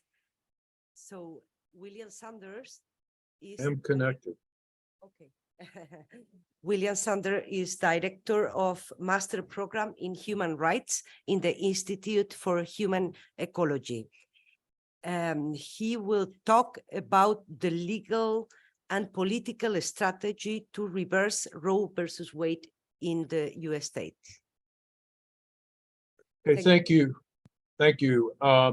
As Jane mentioned, the Institute for Human Ecology is at the Catholic University, and I am a professor of human rights and run a program in human rights, director of the program. I also just thought I'd mention, in case you know her, Pilar Zambrano and I did a book on fundamental rights and unborn life. The reason we did that book is because the right to life is a fundamental right. It is an international right. It is a basic human right. As John Paul II said, it's the first right.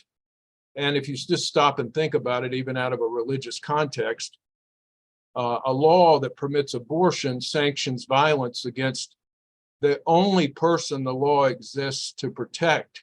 And by that, I mean the powerless. Law exists to impose on the powerful obligations to respect the powerless. And abortion subjects the most vulnerable people to lethal violence, and they are, of course, completely innocent. So abortion is not an obsession of Catholics or of pro-life Christians or pro-life people. It is a fight for the most basic human right of all, without which you cannot build a just society. As a human rights lawyer, even if you look at the Universal Declaration of Human Rights, properly understood, I think it's pro-life. Certainly doesn't say a word about abortion. We have to protect the vulnerable. So I congratulate you. I'm so glad to be with you. I appreciate this one of us movement and the international aspect of it. The campaign to protect life is international. It must remain so. And I know I'm speaking to Spanish citizens, but perhaps there are people from other countries who are either listening now or will listen in the future. And so I really encourage you to form these solidarity across borders, of course, across the ocean to the United States, but also within Europe. Again, for there to be legally a right to abortion, it has to be guaranteed by a legal document. There's no legal document that guarantees a right to abortion. In the US, it was our courts that imposed a right to abortion on the people. And I know your situations vary from America, and such a right can be created in various ways. But in America, it was the judiciary who did it. And I've often said that the lowest point, I think you could argue, in American history was in 1992, when the Supreme Court put out a second abortion decision, which was called Planned Parenthood v. Casey. Roe v. Wade came out in 1973. So 19 years later, the Supreme Court came out with Planned Parenthood v. Casey. At that point, there was a majority of justices who had been appointed and confirmed to the court, supposedly by pro-life presidents. And Roe v. Wade should have been overturned in 1992, but it wasn't, because some of those Republican appointees came up with this new standard called the Casey standard. I won't get into the details, but the bottom line was they kept abortion as a constitutional right in America until today. So so my first point is abortion is an international struggle. My second point is it's a basic human right without question.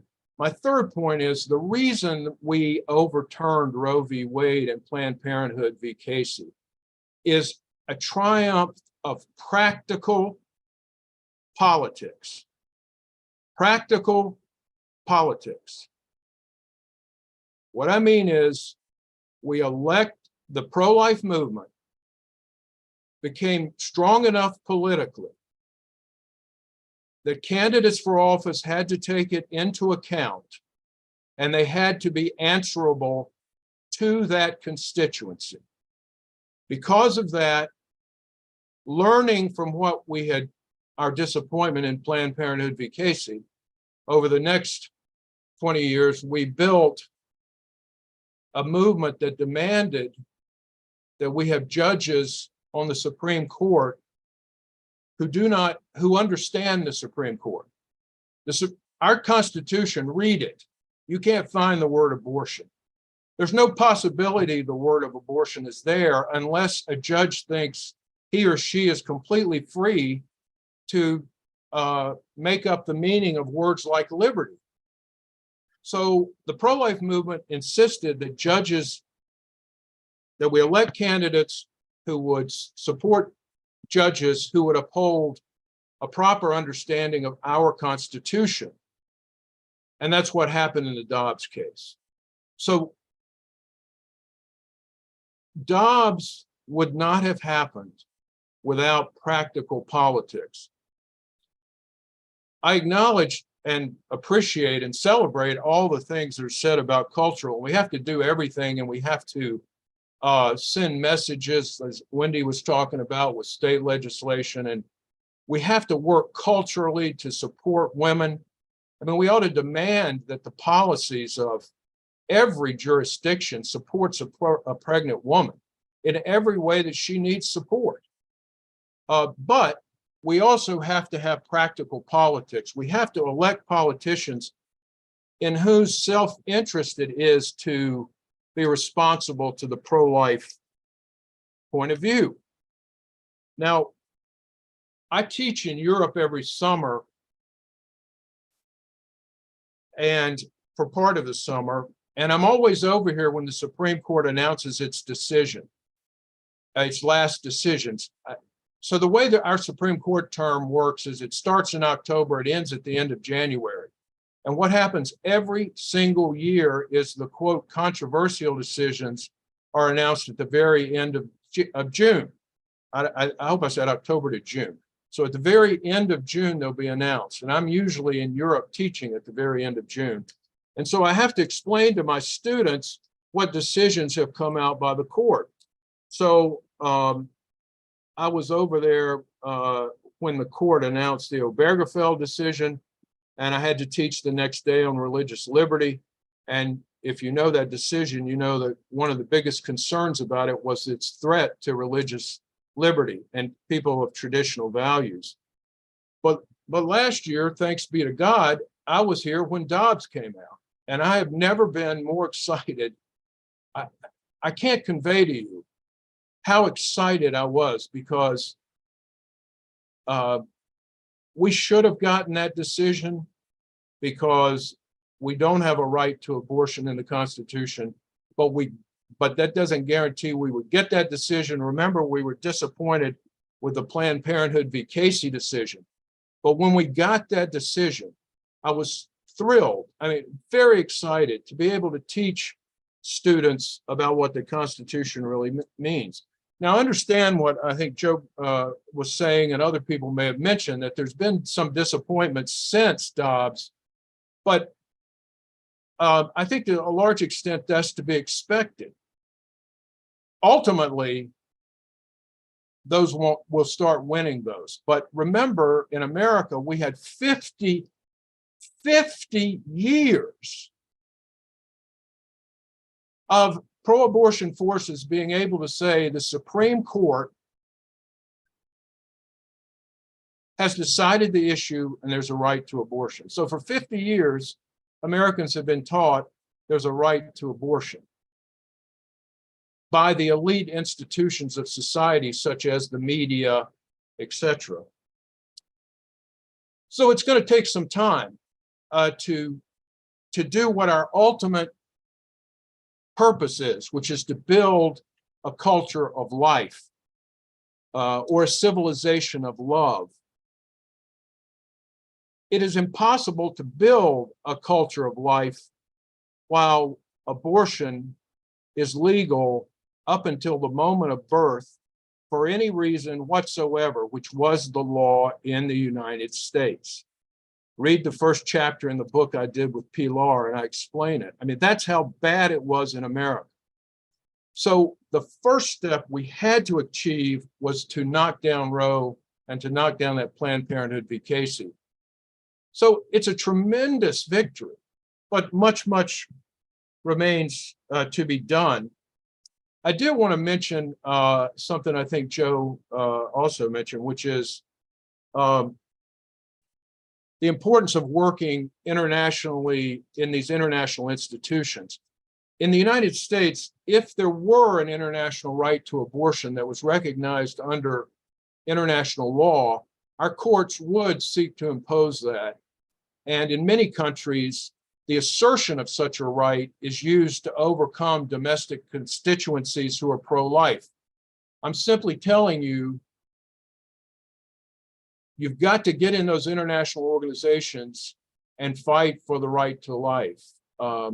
I was on the first delegation of President George W. Bush to the United Nations, and also the great John Klink, who will be speaking later, was on that delegation. And we made sure that the U.S. position was clearly pro-life and articulated as such in the international documents, because ever since the Cairo Conference in 1994 on population and development, pro-abortion forces have been pushing to create a right to abortion under customary international law. So we must have these international statements that say, no, there is no customary international right to abortion. And that was done at Cairo by a number of Latin American states. It's been done at various meetings, such as the one John Klink and I attended. And then under President Trump, there's something called the Geneva Consensus Declaration. I invite any of you in countries where you have influence to get your government to sign on to the Geneva Consensus Declaration, because it is a public statement by a number of countries that there's no international human right to abortion. Very, very important. Also, I think very important for you in whatever country you're in is to get your politicians to appoint people to delegations who are pro-life. So to UN delegations, to international delegations. They issue statements after every one of these meetings. And if they could get away with it, the pro-abortion people would have every one of these meetings say there's a right to abortion. Well, there isn't. So you need to be there and make sure that that's clear. So you need to elect, again, practical politics. You need to elect politicians who are pro-life and who are accountable to pro-life constituencies and who will support pro-life as much as possible. I also just want to mention quickly, you know, for 50 years, I'm sure you were bashed in Europe by this statement again about the US Supreme Court that they had kind of decided there's a right to abortion. When I'm teaching in Europe and we were waiting for the Obergefell decision to come out, the media was full of stories and talking to ordinary people. And the message was the US Supreme Court, this kind of almost international human rights organization, was going to decide if there's a right to same-sex marriage. Well, I mean, that exaggerates the importance of the court by a mile, but now we have Dobbs. And that Supreme Court has said there is no right to abortion in the Constitution of the United States. No right to abortion. Our first speaker read you from the Dobbs decision. No provision of the Constitution contains a right to abortion. Now, we have a venerable Constitution, you know, that we don't amend as easily as it can be amended in other countries. So the longest democratic constitution in the world, interpreted by the Supreme Court, which has plenty of language in it about liberty and other things, does not contain a right to abortion. Emphasize that. The US Supreme Court has said it. So I hope that will encourage you. I know the decision has been misinterpreted, and pro-abortion people have made it sound like a woman would die from ectopic pregnancies. And again, the first speaker, I think, pointed out to you that that's all false. But elective abortion is not in the Constitution of one of the world's longest democracies, at least with the same Constitution. So I encourage you. I appreciate what you're doing.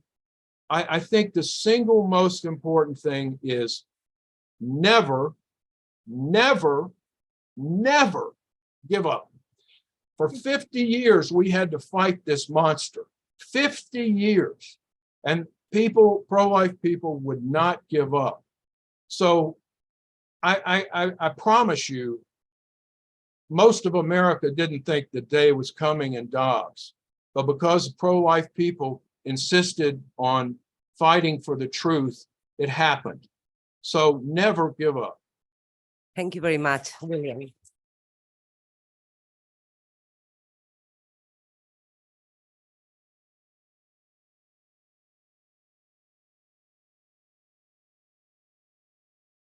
Now, I have the pleasure to introduce to Ms. Carrie Severino. She is professor of law, jurist, doctor from Harvard University, president of Judicial Crisis Network.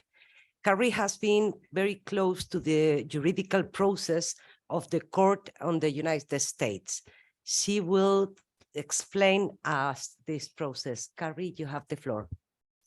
Thank you very much. And it's a pleasure to be here. Mucho gusto conocerlos, pero me da lástima que no puedo hacer toda mi presentación en español, pero voy a intentar en inglés porque tengo más vocabulario así.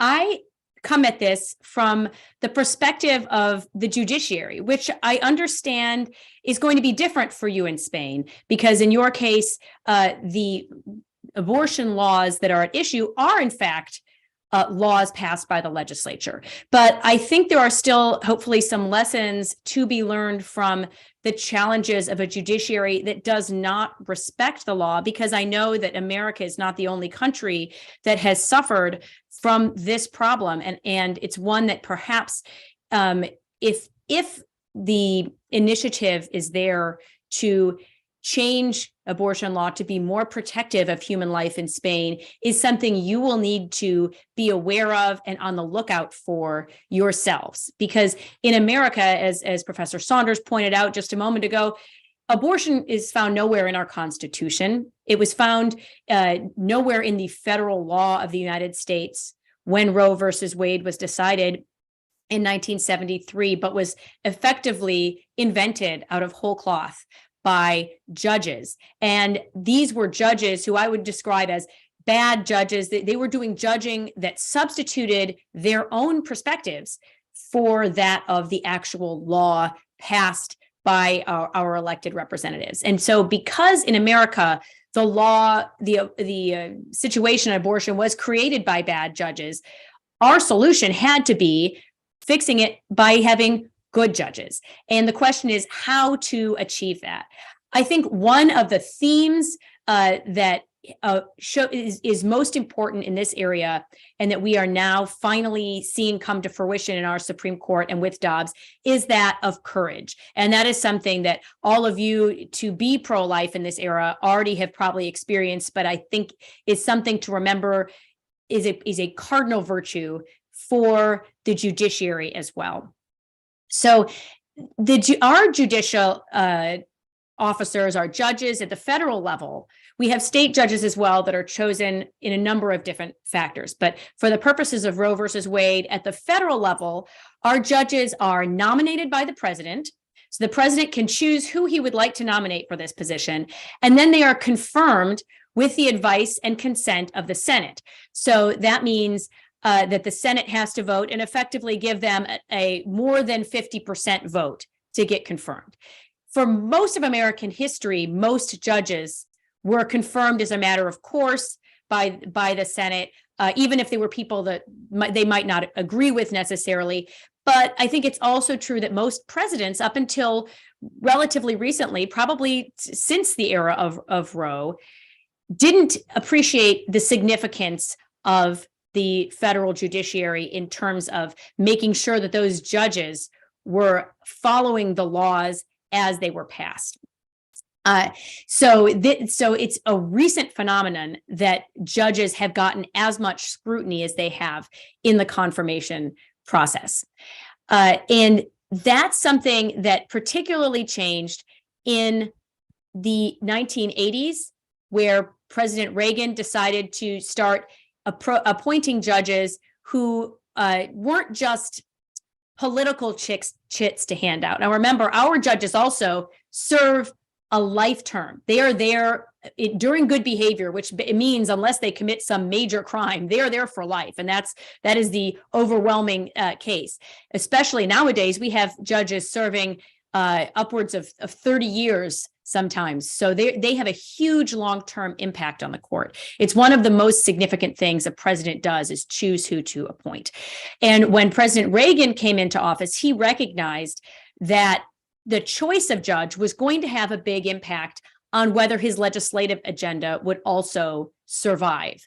Because he had seen as governor of California, particularly with welfare reform, but in other areas, when he had these great legislative agendas, he had the majorities to get them through the legislature, the courts were pushing back on it. They would interpret the laws badly, or they would decide the laws were contrary to the state or federal constitution. So he knew, and when of course they weren't, they were perfectly valid laws, but the courts were getting in the way in ways that substituted their personal views for what the law actually said and what the Constitution required. So he knew it was important to have judges who were faithful first and foremost to the text of the law, not the text as I think it should have evolved, not taking a word that was passed in 1780 or 1865 or 1950 and saying, well, today I think we should interpret it a different way.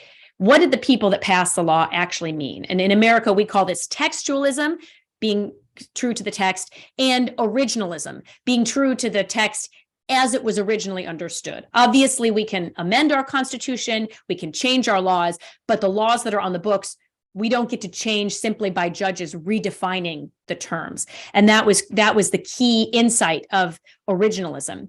As soon as there was that shift where presidents, starting with Reagan, started trying to appoint judges who had this perspective of being faithful to law, there was a huge pushback.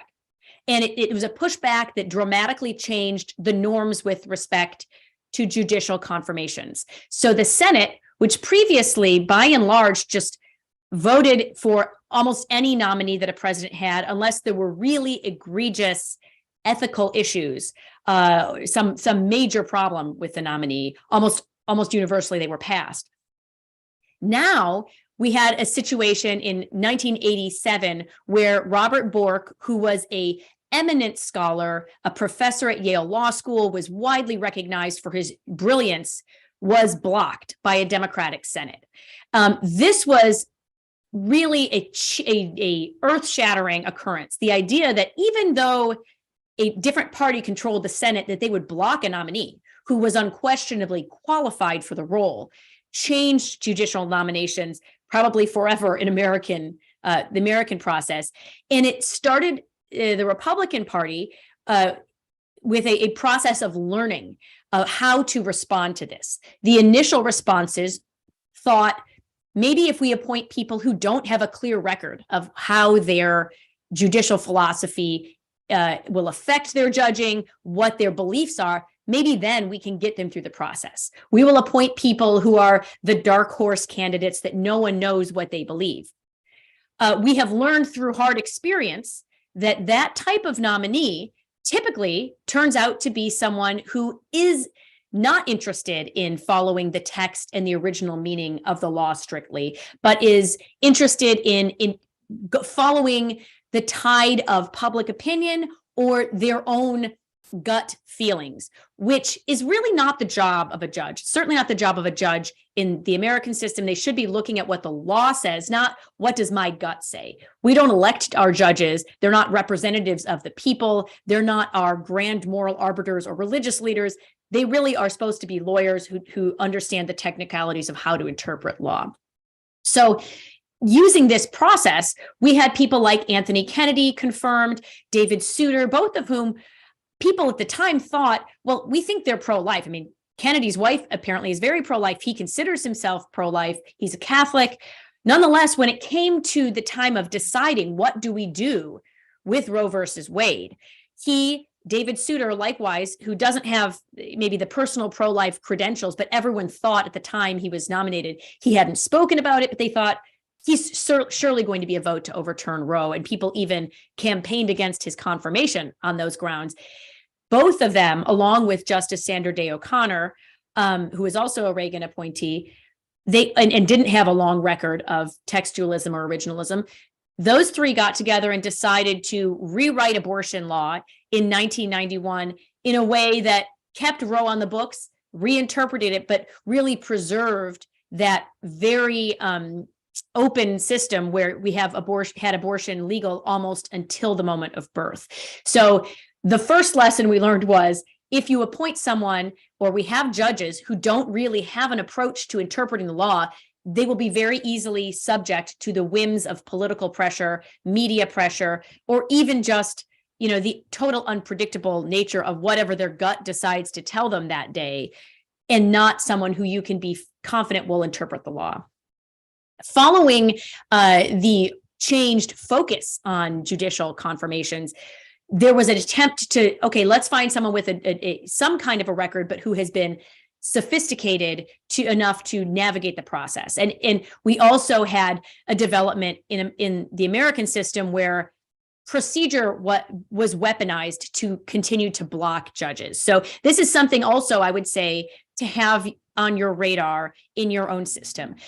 The procedure used to select people can very easily be strategically deployed to push judges in one direction or the other. And it was in this case.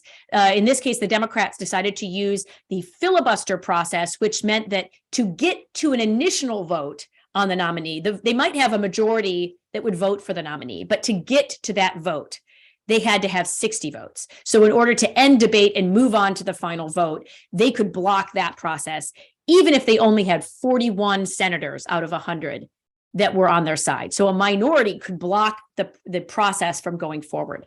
That really tied the hands of presidents who wanted to appoint originalists and textualists, but were unable to do so with anyone who raised flags, even with a plurality of the Senate. Even 41 votes was enough to block them.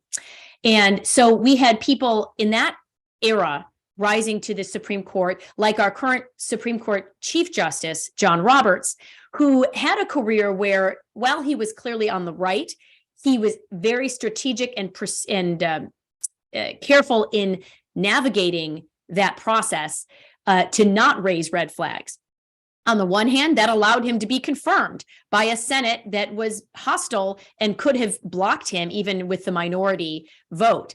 But on the other hand, I think that may have allowed us to select nominees who, at the end of the day, didn't have the courage it takes to stand up and make those tough decisions. And there was a liberal law professor who gave a great commentary on this. She was saying why she later in life, she was not really eligible to be chosen for the Supreme Court by this point because she had said too many things that were controversial, but she was commenting that she was happy nonetheless that she did so.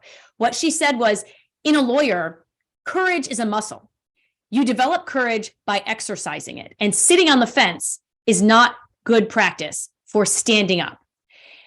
Unfortunately, while the filibuster was in place, it's helped select for judges who had not strengthened their muscles of courage, who had instead developed a habit of dodging political landmines because that was their method of survival, but it wasn't good practice for standing up when the opportunity arose.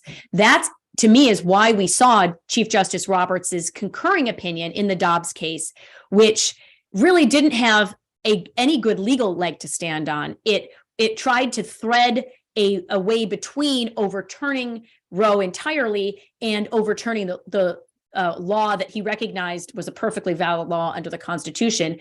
And at the end of the day, it made no one happy. It did not stop people from protesting at his house and on his lawn because they viewed him as one of the enemy. And ultimately, to my view, it was him sort of selling his soul for a very cheap price when you're trying to curry favor with the public rather than just doing what you know is legally correct. And he has, unfortunately, some patterns of doing that in his practice. So the most recent nominees were chosen. It's thankfully the filibuster has gone away. And one potential lesson for you of that is that procedural barrier that was making it so hard to select principal judges finally went away when it was employed against the Democrats. When, as we say in English, the sauce for the goose is sauce for the gander, when both sides had to play by the same rules. So when Republicans started saying, okay, you're going to block our nominees with a minority vote, we're going to block your nominees with a minority vote. That was too much for them to bear, and they eliminated the filibuster entirely. So there's a lesson that if we can force both sides sometimes to play by the same rules, you can potentially eliminate procedural rules that are tying the hands of the group that is attempting to bring principles to the courts. Now we're able to have a focus on choosing people with courage. Obviously, you also need people who are intelligent, who have a great background, who have the ability to make the arguments that will be convincing and that will have a proven record of applying the law as written. But you also need to have people who have demonstrated in their lives up to that point the courage of standing up when they thought it was going to hurt them politically, in their career, in some way, when they knew that a result would be unpopular but correct. And so finding those people was one of the goals of the last administration. And I think that is what ultimately made it possible to have a moment in history where we had both a president looking for the right thing in judges and, thank God, a sufficient Senate majority to also confirm them. So you needed those both pieces to be together at the same time. It meant looking for something in addition to just those qualifications. They had to have courage, and you had to have senators with the courage to vote for those individuals as well. So that was work in the process of training judges, in the process of creating a community that understood these principles and how to interpret the law, and that could support each other, to know that I'm not the only one. I'm not the lone dissenter thinking that we need to look at the text and not, the text as modified by people's ideas for the last 50 years that have been built on it. But you also needed senators and a president, and that was the work really of the political branches to get those people who would be brave in working for that goal. Our current set of justices, including the conservative justices, are not immune to the outside pressures. And all the opponents of originalism know it. This is why we've had intimidation campaigns against those judges. I mentioned people protesting at their houses. They've done the same at their churches. They've advertised where the judges' children go to school. So there's some real potential downside to standing up, but the upside is you're doing the right thing, and this is the reason we need people with courage in these positions. So I thank you. I hope that you are able to find similar judges in the Spanish system who can enforce your laws so that you can change those laws to be more protective of human life. Thank you.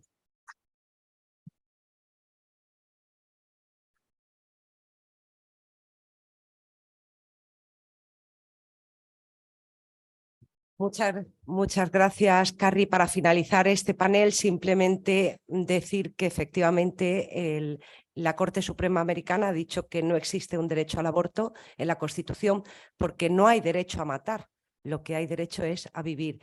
Y los poderes públicos deben trabajar, y las organizaciones sociales, en este sentido. Por esto, el trabajo de hoy, de este seminario, y esta puesta en común entre todos nosotros, creo que es muy positiva para el trabajo en el futuro. También quiero agradecer, como habéis visto, el trabajo perseverante de todos ellos que siguen dando la batalla y estudiando las posibilidades y las estrategias para defender la vida desde el principio y hasta el final. Muchas gracias a todos.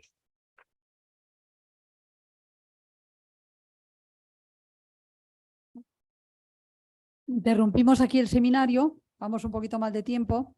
Si les parece, a -20 en punto empezamos. Tenemos un café ahora, nos indican los voluntarios a la izquierda.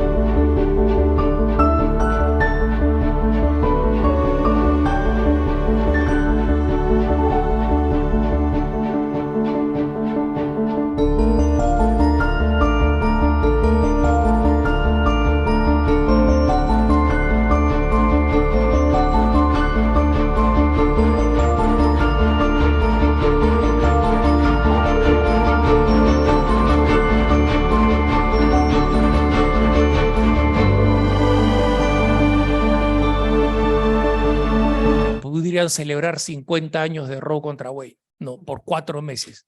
Y eso todavía lo saboreo, ¿no? Y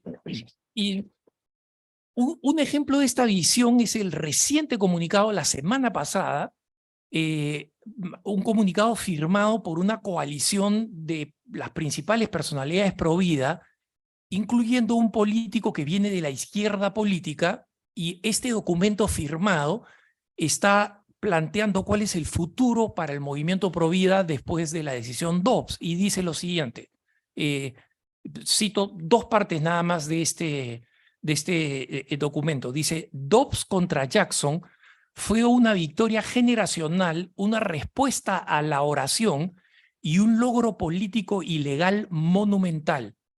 Ahora que Roe se ha ido, el movimiento pro vida debe dirigir sus esfuerzos para lograr nuestro objetivo final: acabar con el aborto garantizando la igualdad de protección para los niños en el útero.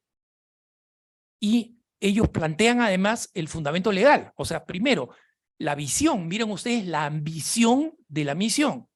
Y en segundo lugar, el fundamento legal dice: la enmienda 14, que es la de la Constitución norteamericana y que se usó falazmente para justificar el aborto, dispone que ningún Estado privará a ninguna persona de la vida, la libertad o la propiedad sin el debido proceso legal, ni negar a persona alguna dentro de su jurisdicción la igual protección de las leyes. O sea, acá los que están un poco más familiarizados con, digamos, el fútbol interno del movimiento pro vida saben lo que significa la defensa del principio de la persona del no nacido, ¿no?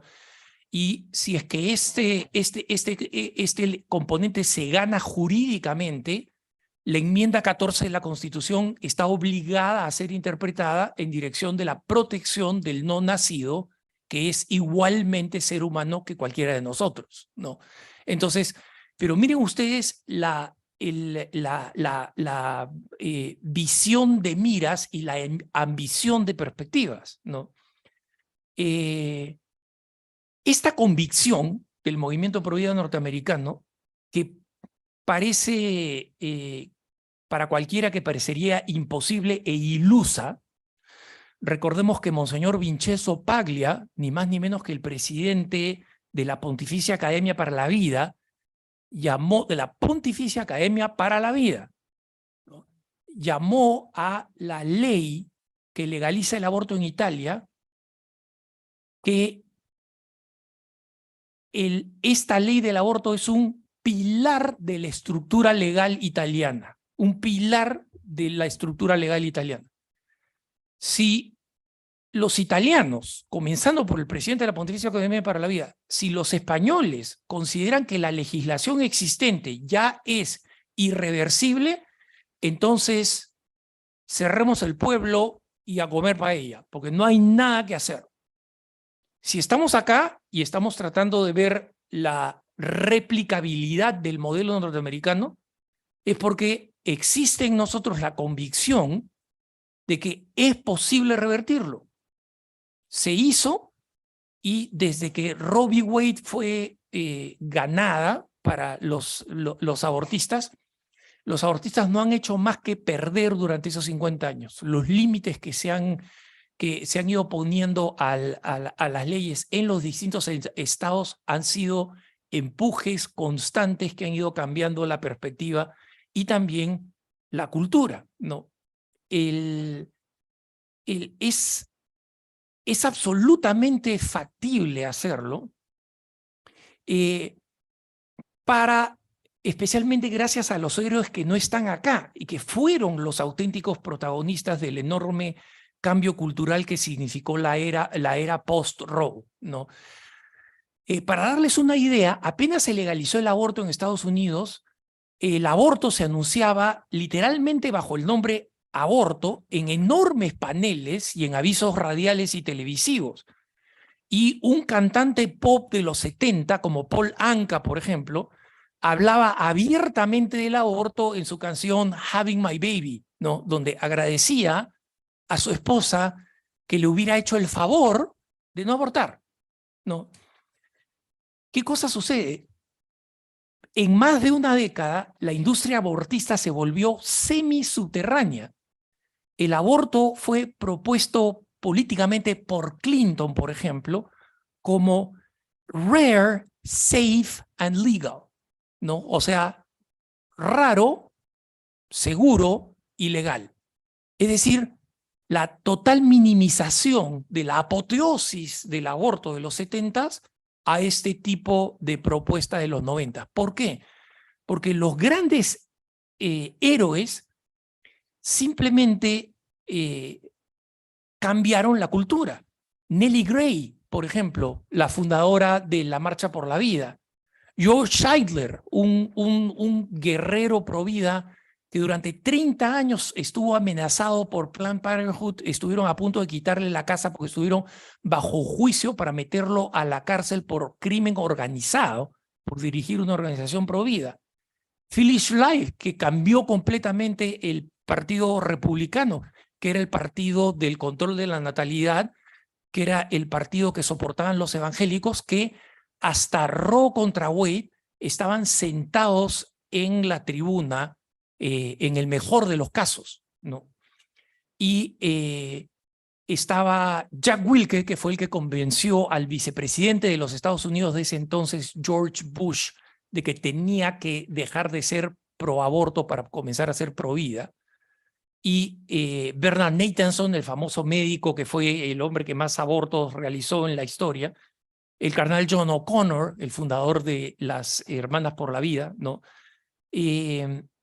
Y esto, a pesar incluso de las críticas internas de quienes decían que apostar a un solo partido político, en este caso el republicano, una vez que el antiguo partido de los inmigrantes católicos, el demócrata, vendió el alma completamente a la agenda abortista en 1968, decían que esto era politizar el movimiento, era perder el tiempo, porque durante 20, 30, 40, casi 50 años, supuestamente no se había logrado nada, entre comillas, y que la forma, entre comillas, realista de combatir el aborto era simplemente haciendo que las políticas de bienestar hicieran que fuera más fácil para las mujeres tener un hijo. Esa era la única forma de combatir el aborto, ¿no?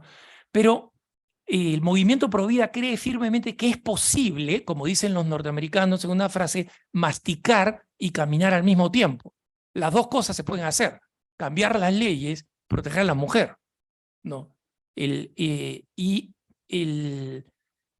por tanto no hay que creer en falsas oposiciones, ¿no? Termino mencionando un evento anual que es absolutamente emblemático del recorrido pro vida en Estados Unidos. La primera marcha por la vida en Washington, D.C. en 1974, realizada en medio del frío y la nieve del invierno, porque recuerdan que la decisión Roe contra Wade se tomó en enero, ¿no? En el mes más frío, contó con poco más de 5.000 personas. La marcha de hoy, que los organizadores piensan mantener incluso en la desventajosa fecha de enero, se ha convertido en la manifestación pro derechos humanos con cerca de 300.000 manifestantes en la más grande del mundo, con la mayoría de ellos jóvenes.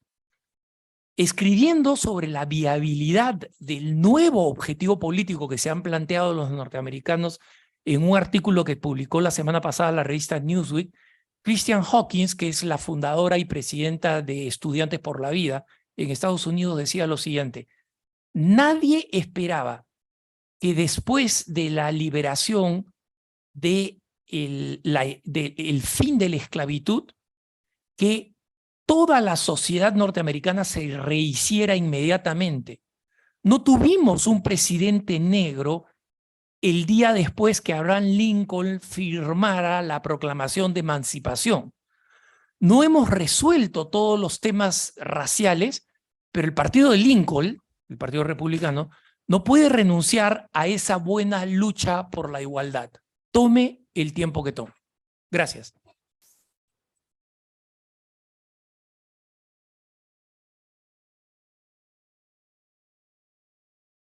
Gracias, Alejandro. Vamos a escuchar ahora a John Klink, que es ciudadano estadounidense y también europeo, irlandés, y presidente emérito de la Comisión Internacional Católica de Migración. Él no ha ocupado cargo público, pero ha llevado a cabo un trabajo a favor de la vida como negociador diplomático de la Santa Sede en Naciones Unidas en la década de los 90. También hizo un trabajo similar en el Departamento de Estado de la Administración Bush y como miembro del Comité Católico Asesor de Trump y Pence. Él ha librado importantes batallas en conferencias que sabéis que han sido definitivas en cuanto a ataques a la vida y a otros muchos valores, como la conferencia mundial, o sea, en las conferencias mundiales de la ONU, como por ejemplo la Conferencia de Población del Cairo o la de Mujeres de Beijing. Para él ha sido fundamental también el liderazgo del Papa Juan Pablo II y ha colaborado en algunos proyectos también con la Madre Teresa. Es que nada, estamos muy interesados. Now you have the floor. Thank you very much for coming here. Buenas noches, señoras y señores que están llamados a oponerse fielmente a la cultura de la muerte. Mi agradecimiento a mi buen amigo, el señor Luis Peral, y al comité organizador por su amable invitación. Y ahora voy a cambiar a inglés para no dañar tu hermoso idioma.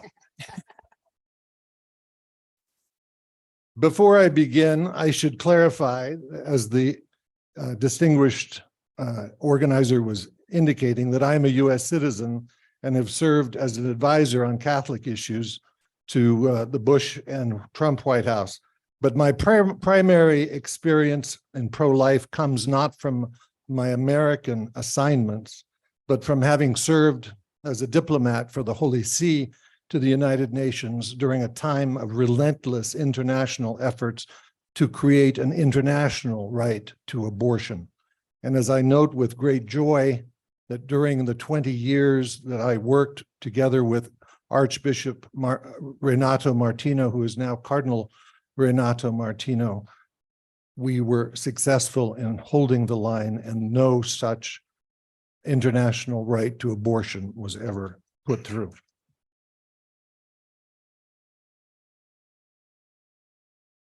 My experiences have led me to three general conclusions that I would like to express. The first is that the major prerequisite for success in battles for life is to realize that they are literally God's work and go beyond our personal powers and acumen. We have a duty as Christians and Catholics to be a God-given voice for life, but we cannot expect to do so on our own. So as we would go into as we would term battle at the United Nations, and at times feeling like David versus Goliath, because we would be faced off against the United States and the European Union, we would be told by the Archbishop that the most important thing was for us to pray together as a delegation and to pray ourselves for inspiration of the Holy Spirit. My second point is a shining light on the darkness, and our fight should never be us versus them. The opponents for life are not from the Creator and his grace, light, and love, and they must rely on intrigue and deception and intricate national and international scheming. And while we must constantly shine light on dark intrigue and deception, we should not assume that all of our opponents are themselves enemies. Often one is able to, in fact, turn the tables on, not by direct confrontation, but by finding allies where one might least expect. In this regard, I remember once we were in Lisbon at a conference, and the actual members of the delegation of the Portuguese delegation came to us to thank us for standing up for life, even though they could not do so with their government. And the third thing is that personnel is policy, and it is incredibly important to have a wonderful formation for youth. And while the election of Donald Trump was the undeniable final key in the Supreme Court decision that we've been addressing, but the most fundamental societal need is the formation of youth to understand that life is the most important fundamental of all human rights. And the placement of youth is vital, properly formed youth is vital throughout social systems, whether it be staffing for Congress, for senators, for diplomats, for instance, my friend Bill Saunders was indicating, UN employees, or perhaps most importantly in the United States, also for judicial appointments. And their light will eventually shine on the darkness, as we have witnessed in the most recent decision of the Supreme Court. And now, keeping with this last segment's focus on communication and media perspective, I would like to note that the accomplishment of Dobbs versus Jackson must be seen not only in its purely political context, but more fundamentally as one of the results of the inspiration provided through the church's long witness to the truth of life, and in particular to John Paul II's clarion calls to overcome the culture of death, beginning with his election in 1979, just 6 years after the Roe versus Wade decision, and through the 26 years of his pontificate.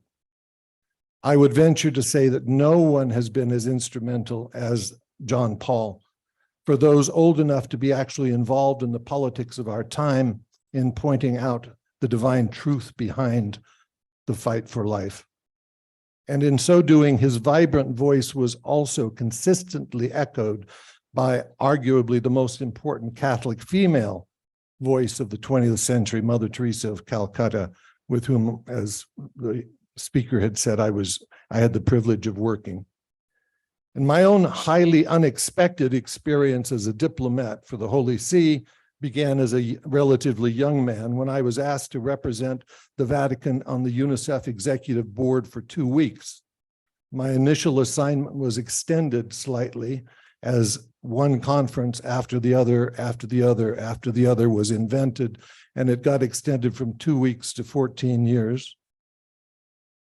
And as I witnessed, and I witnessed that the forces that had organized Roe versus Wade saw future UN World Summits on environment, population, women, social development, and other important but divergent themes as convenient vehicles onto which they could piggyback attempts to establish an international right to abortion, and then undemocratically foist this so-called right upon pro-life countries and intimidate them to change their laws and constitutions. And as we have heard the other speakers, there is no such right, thanks be to God. And after the abortion advocates' defeat by the Reagan administration in 1984 at the Mexico City conference, which prohibited abortion from being used as a means of family planning, they shifted seamlessly to new terminology and chose the New World Conferences as their Trojan horse.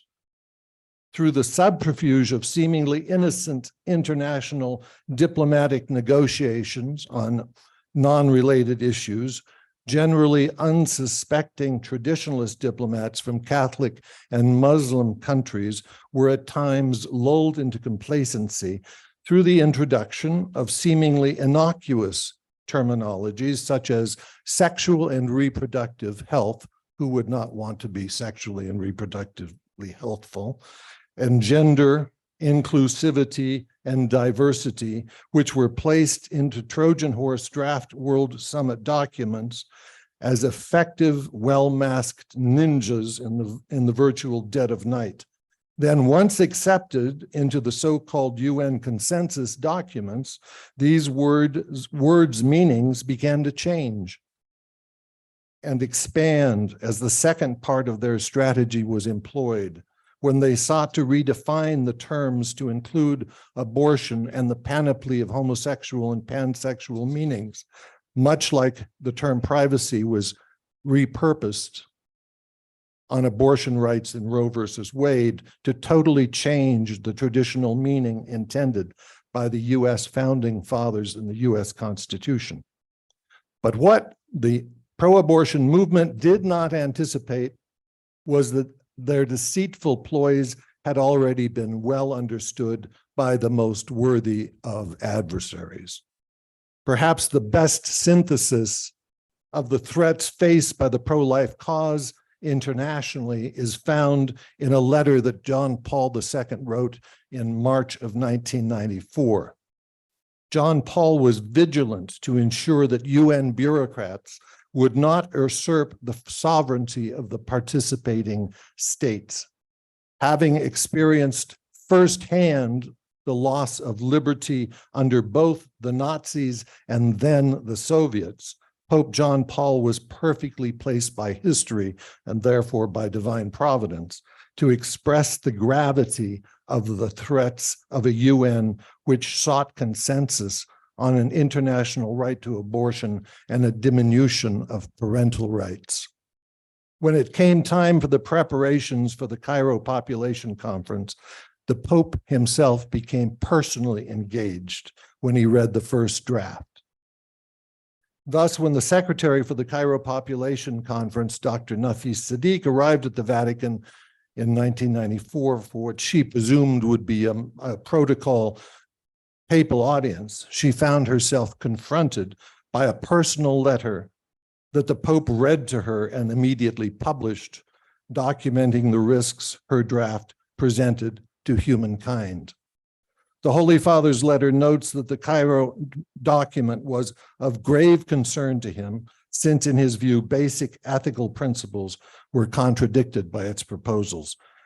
Given the document's global implications, he felt that the very future of humanity was at stake and was highly concerned with the document's tendency to promote an internationally recognized right of access to abortion on demand without any restriction and with no regard to the rights of the unborn.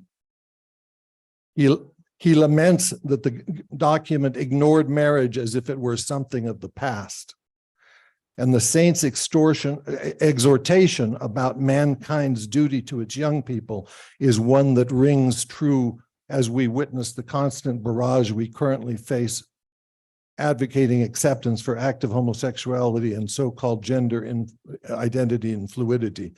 And I quote, "What future do we propose to adolescents if we leave them in their immaturity to follow their instincts without taking into consideration the interpersonal and moral implications of their sexual behavior? Do we not have an obligation to open their eyes to the damage and suffering to which morally irresponsible sexual behavior can lead them?" For me, as a negotiator for the Holy See and as a Catholic subsequently advising the American administrations, the Pope's letter provided inspiration for all subsequent negotiations, and it continues to inspire today, and I recommend it highly. St. John Paul followed up on his initial salvo by writing letters to each and every head of state and by his incessant teaching on the days of the Angelus. And one of our most interesting things that we decided upon was to ask Joaquin Navarro Valls, who himself was a proud Spaniard, to be the head of our press relations during Cairo. And with his help, he was able to amplify the Pope's message. And I'm convinced that without the Pope's global moral compass and Joaquin's firm mastery of international media communications, the Clinton administration in the EU would have effectively finished what Roe versus Wade had initially started. So in conclusion, as Jane Adolph and the other presenters have noted, any detailed analysis of the formula for success for the overthrow of Roe versus Wade will reveal a Rubik Cube jigsaw puzzle of highly unexpected political contributing factors, together with many false start political elements. But what emerges from this history is what the more than 2 generations of pro-life advocates who put their shoulders to the wheel for this remarkable achievement must confess that all of the best engendered plans of mankind would have not won the pro-life day without a faith-filled inspiration that goes beyond even the best efforts at media communications or political acumen. And I can only express my own gratitude to God for having been personally particularly blessed to have worked for and with two spiritual luminaries who have already amazingly become canonized saints and who continue to provide unceasing inspiration. In addition to St. John Paul, I would like to draw attention to his close friend, St. Mother Teresa of Calcutta's extraordinary witness to life. And I would like to close with a quote from Mother that I heard her give in New York, which sheds soft rain on a parched and increasingly war-torn world. And I quote, "I feel that the greatest destroyer of peace today is abortion, because it is a war against the child, a direct killing of the innocent child, murder by the mother herself. And if we accept that a mother can kill even her own child, how can we tell other people not to kill one another? Gracias por lo que tienes todo hecho y seguirá haciendo para proteger a los más inocentes de la vida humana, sin los cuales como la madre deja en claro todos los demás derechos humanos nunca pueden pretender ser disfrutados por todos. La obra de la vida es literalmente la obra de Dios. Él no dejará de asistirte cuando te pongas fielmente en sus manos. Muchas gracias.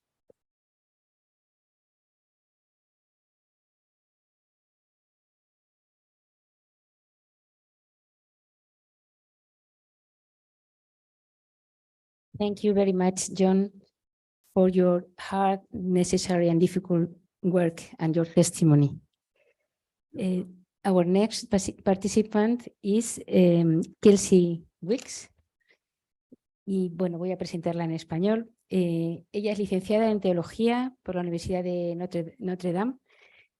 Fue directora ejecutiva, no lo es ahora porque ahora tiene otro cargo muy importante, de Catholic News Agency, y ahora mismo es la sucesora, ¿verdad?, de Alejandro Bermúdez, y pues como directora de la agencia católica de ACI Group, EWTN News, que seguramente os suena a todos porque, como digo, lo he dicho anteriormente, a 120 países llega. Os podéis imaginar lo difícil que es ese trabajo y al mismo tiempo el bien que está haciendo pues en todas partes del mundo. Así es que no le quitamos más tiempo y escuchamos con atención su testimonio. Thank you so much. And thank you to Luis for the invitation to discuss this vital topic. As journalists, our responsibility and gift is to describe reality in one of the most powerful teaching methods that exists, that of story. We can move emotions to align with truth and to destroy myths and propaganda. Because story is such an incredible vehicle for truth, journalism in some ways can do more for the pro-life movement than the actors involved, in some ways. Scientific literature is important. Legal briefs are essential. Pro-life counselors and prayer warriors indispensable. Women who speak out about the trauma of their abortion heroic. But bringing these facts to the large audience composed of everyday persons in a digestible and compelling manner is the province of the journalist. As both Wendy Wright and Clark Forsyth mentioned, the key challenge is shaping public sentiment. And in this way, journalism can be a unifying force for all of the aspects of the pro-life movement. In America, pro-life US media groups have focused on several categories to expose the truth of abortion to American readership. I'm going to focus on 4 aspects. The first is the scientific and medical reality of the unborn person. The second is the economic arguments associated with abortion. The third are the political and legal arguments and their effects. And the fourth, which I would argue is the most important, is the personal human side of all involved. And this involves a description of reality in its nitty-gritty, in its greatest heroism and in its greatest devastation. So, you know, these arguments do not take place solely in logical forms, right? It's not just, you know, if P, then Q. It's not simply a matter of presenting the science. You also have to present the emotional component to the argument. And that is what narrative story does.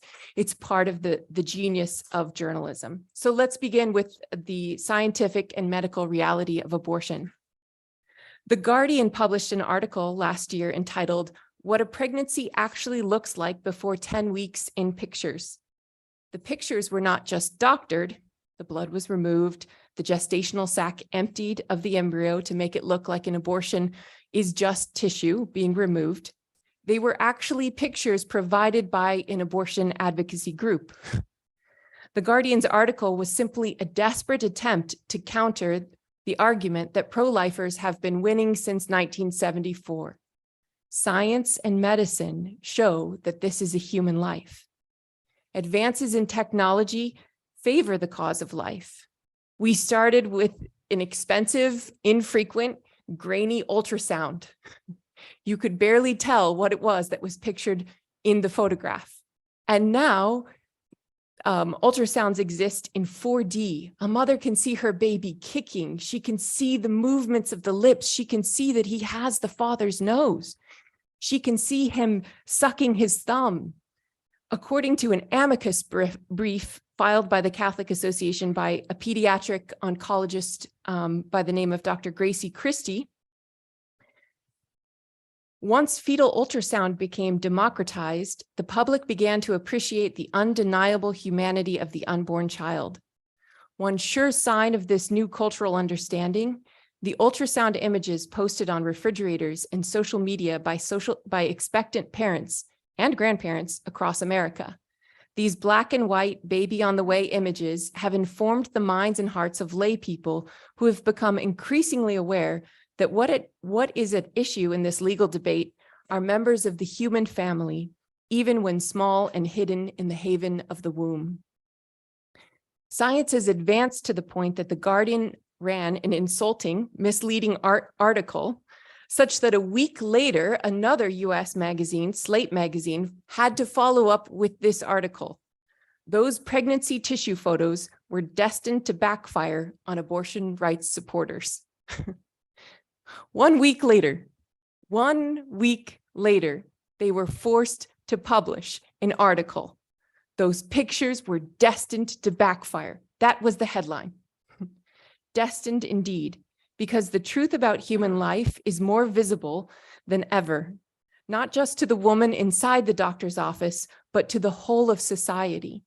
A recent article pointed out that women who intend abortions, who are shown in ultrasound, are 80% more likely to turn away from an abortion if they are shown the picture of their unborn baby. Reporting on medical advances has assisted the pro-life cause enormously. The viral image of the baby grasping the instrument of the hand of the doctor in the first in utero surgery that took place probably did more to restore a conception of humanity of the unborn child than thousands of other arguments that have been made in the public sphere. According to Dr. Christie, science has not only plainly revealed the human form of the unborn child, it has led to the recognition of the fetus as a patient in her own right. When you have to have surgeries in order to correct something in the womb, when you learn that there's a pain management procedure for your child in the womb, when doctors become accustomed to affording the unborn child in the womb the rights of other patients who are alive and born, the progress of the pro-life movement continues. So doctors are now granting anesthesia. The ability for babies to survive at 21 weeks continues to inch closer. and treatments for conditions in the womb continues to progress, as well as the recognition that they are human. So pro-life US media has focused and continues to focus on these important scientific and medical realities of the unborn person. They have also focused on economic arguments. In the United States, the Roe decision was countenanced by an argument that women need abortion to participate equally socioeconomically, the so-called reliance interest argument. But no study has shown that abortion is better for the economy or demonstrated a causal link between abortion and socioeconomic success. In fact, studies analyzing 48 years of data show that there is not even correlation, much less causation, between the two. This led 239 scholars in the US to argue in an amicus brief that abortion has engendered the feminization of poverty and a lack of accommodation in workforce for mothers, hurting women's economic opportunity, among other negative outcomes that go far beyond the economic realm. Journalism tells the stories of these women harmed by the economic impact of abortion, and a false argument that creates a correlation between abortion and economic success. In the US, the argument that abortion leads to economic success is advanced by Hollywood actresses and female CEOs, but neither takes into account other markers of a successful life, nor the fact that the ordinary woman does not escape poverty or improve economically by her decision to have an abortion. It's a poor assumption, but one the US pro-life media has focused on because it was pushed for so many years without any data to support it. Here in Spain, the economic future depends upon population. One of the greatest threats to the economic future of Spain is that you do not have Spaniards. There are 100,000 abortions each year, cementing a form of economic collapse. The contours of the economic arguments may be different in your country than in the United States, but they are vital and they should be given widespread attention in the media and communications movements in Spain for the pro-life side. Number 3, the political and legal arguments and their effects. Arguments in the political arena vary according to country, but they are always weak and require a convoluted interpretation of law and human rights. In the United States, has been discussed extensively. The criticisms of Roe versus Wade were even voiced by Supreme Court Justice Ruth Bader Ginsburg, who thought that it was terrible constitutional law. She was not a part of the decision to overthrow Roe versus Wade, but she supported that it was an act of in an unsupportable constitutional ruling. Fascinating to note, as Alejandro read the text of the 14th Amendment, in point of fact, at the passage of the 14th Amendment, 3/4 of US states prohibited abortion, making the argument that the 14th Amendment guaranteed a right to abortion simply legal nonsense. There was a steep uphill climb in the US media to be able to educate people on this fact, that this was legally and politically an unsustainable, illogical decision. Now that the issue returns to the states, the constituents and their elected representatives will have to vote and be informed upon the further implications of policies. So, covering what's happening in Iowa, covering what's happening in Texas, covering what's happening in all of these places and their implications, important for pro-life media in the US. Finally, I must note that traditional media often ignores the stories about the lives saved and the truth, the hearts changed as a result of these laws. Finding solid statistics about how many lives have been saved has been one thing that's been buried since the overturning of Roe versus Wade, and that journalism is, pro-life journalists have a duty to uncover and make public. Telling the ongoing story of success in global numbers is important, but I would like to just conclude with the final point, which is that the personal and human side of all involved is probably the most significant aspect that communications professionals and journalists, pro-life journalists, should cover. Traditional media attempts to depersonalize the question of abortion. This is why they doctored the photos to remove the human person from the pictures in the Guardian article. The pro-life movement and communications effort is all about persons. There is no crisis pregnancy center in the entire world that does not start their weekly newsletter or their monthly newsletter with a picture of a baby who's been born and the mother giving the testimony about how she regretted the day she ever even contemplated abortion. Everyone knows that those stories are the ones that move hearts, are the ones that change minds. So while the traditional media is trying to intimidate pro-life journalism, and pro-life journalism tells the stories of persons, they are now trying to imitate that in interesting ways by essentially making the life issue horrifying. So the Washington Post ran a story last June 27th, just days after Roe was overturned, entitled, "She wanted an abortion, now she has twins." The feature story was meant to show the negative concrete effect of overturning Roe, but the pictures in the article were so adorable and winsome that the public actually fell in love with the fact that this mother gave birth to these twins. It actually became a huge success for the pro-life movement.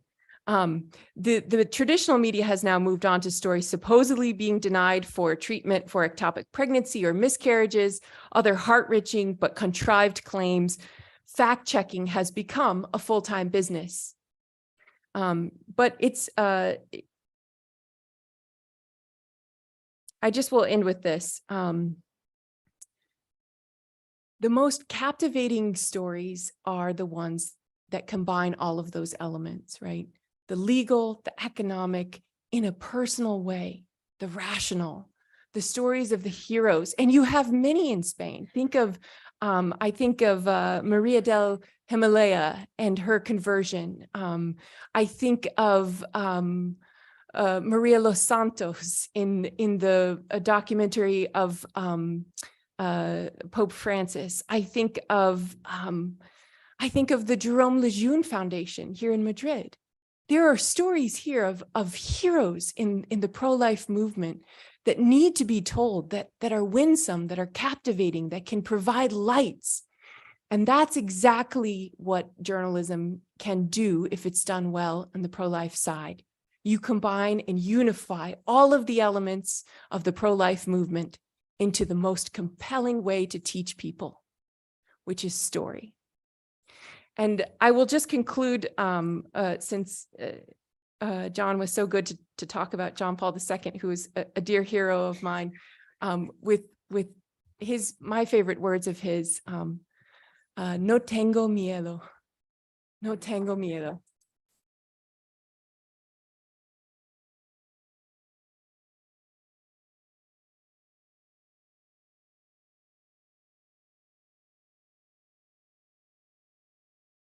Thanks a lot. Thanks a lot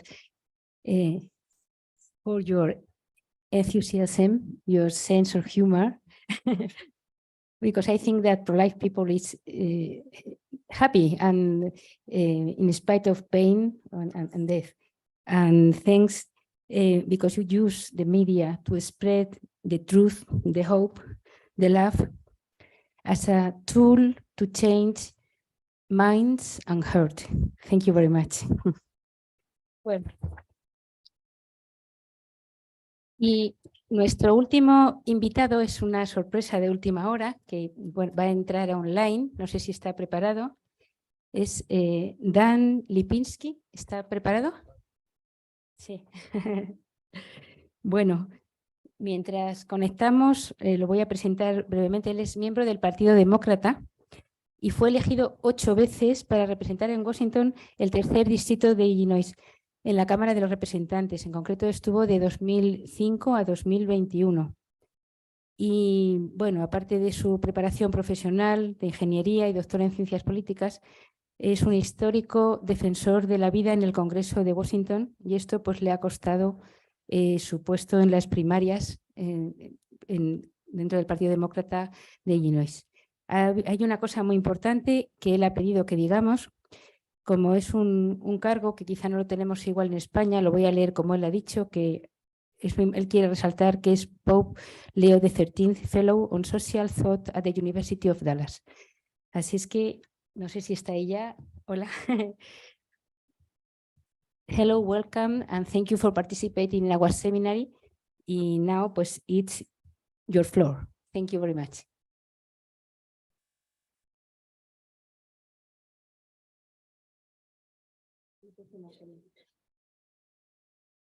Well, I'm not hearing anything else, so I assume that we are ready to go.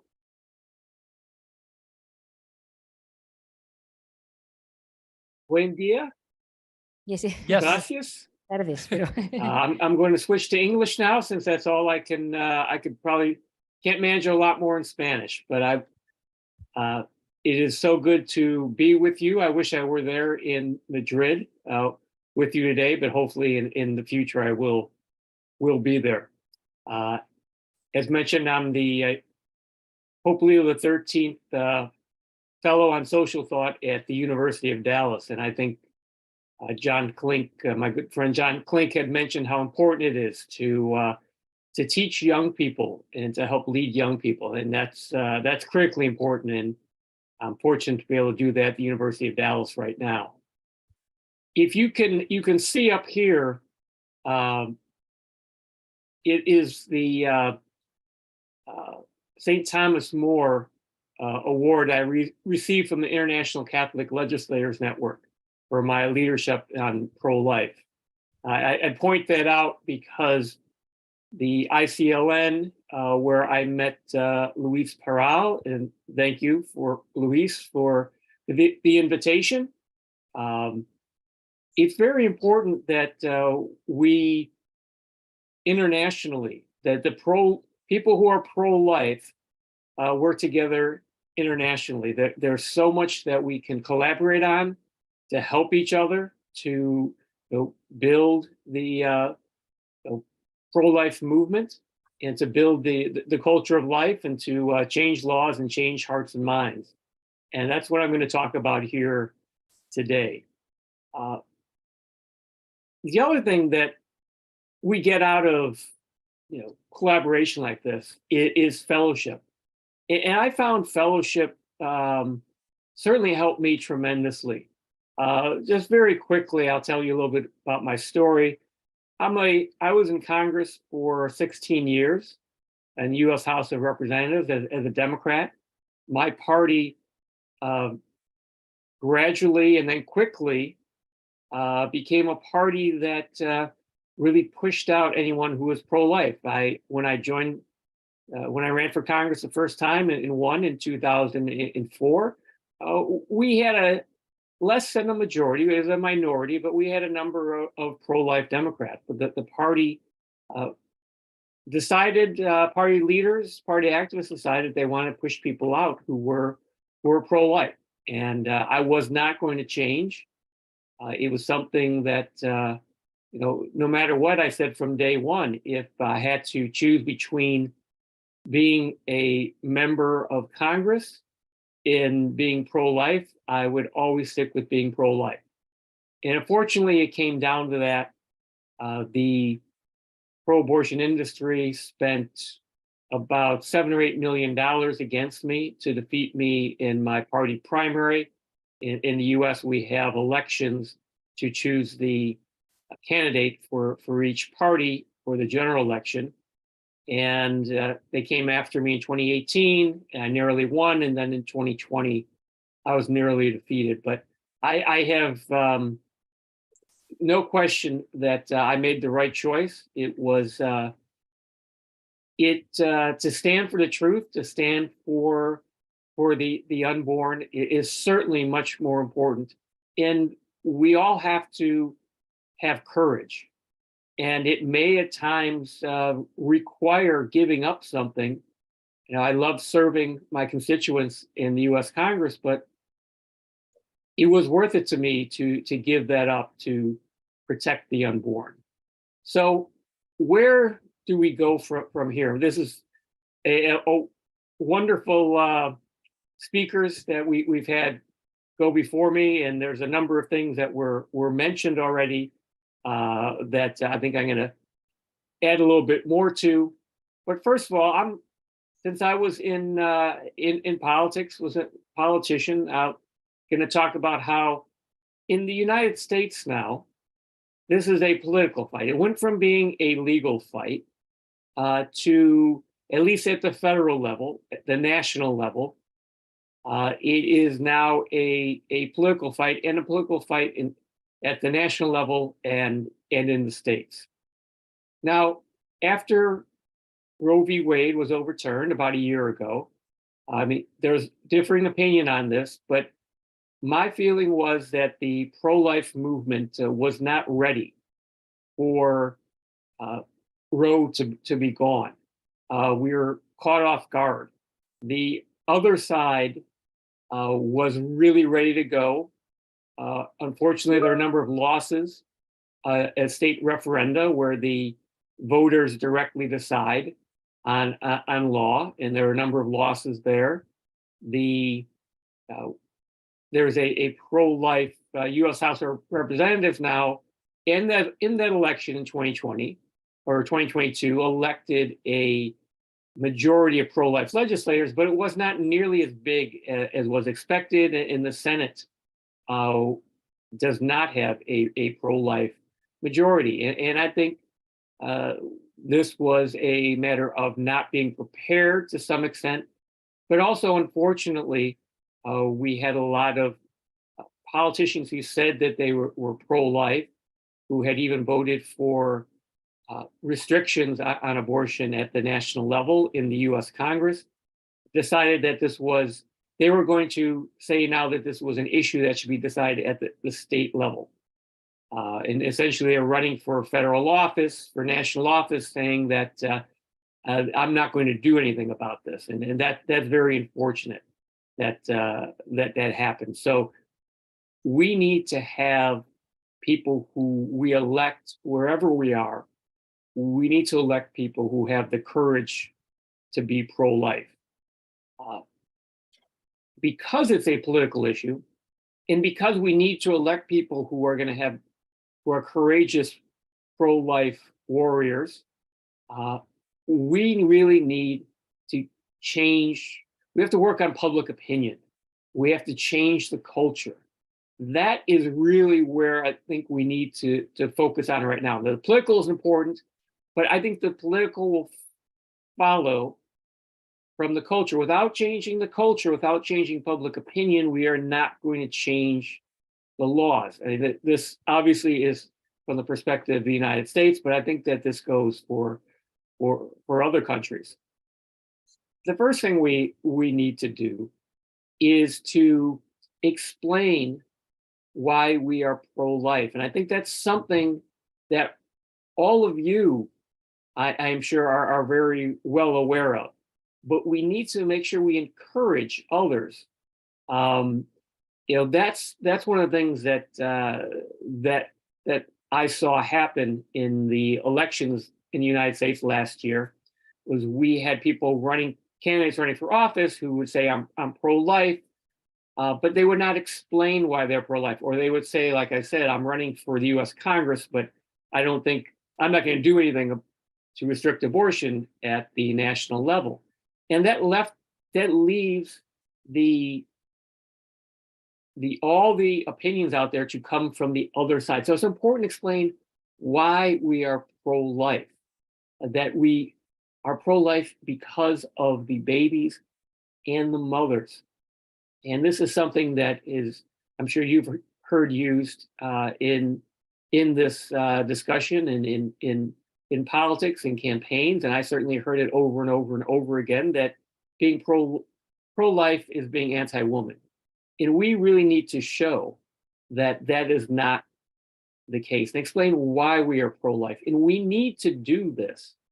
Most importantly, we always have to remind ourselves that we do this with love. And that is so important. Our example is much more important, I think, than any of us. You don't even have to be an elected official, but our example is extremely important.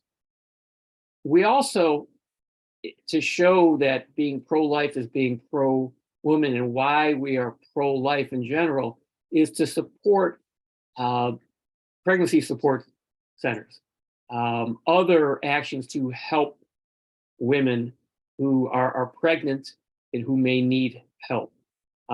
So we need to do that in order to help change hearts and minds and help explain and show why we are pro-life. And I also think that, again, in the United States, I believe that there should be the US Congress and anyone running for president who is pro-life should want to support restrictions on abortion. I wrote an article published in America Magazine last November where I said, I think there should be a national 15-week ban on abortion. States can set a lower, fewer weeks where abortion is prohibited, but also that the government should be helping women. And this is probably more of an issue in the United States, perhaps, than in other countries.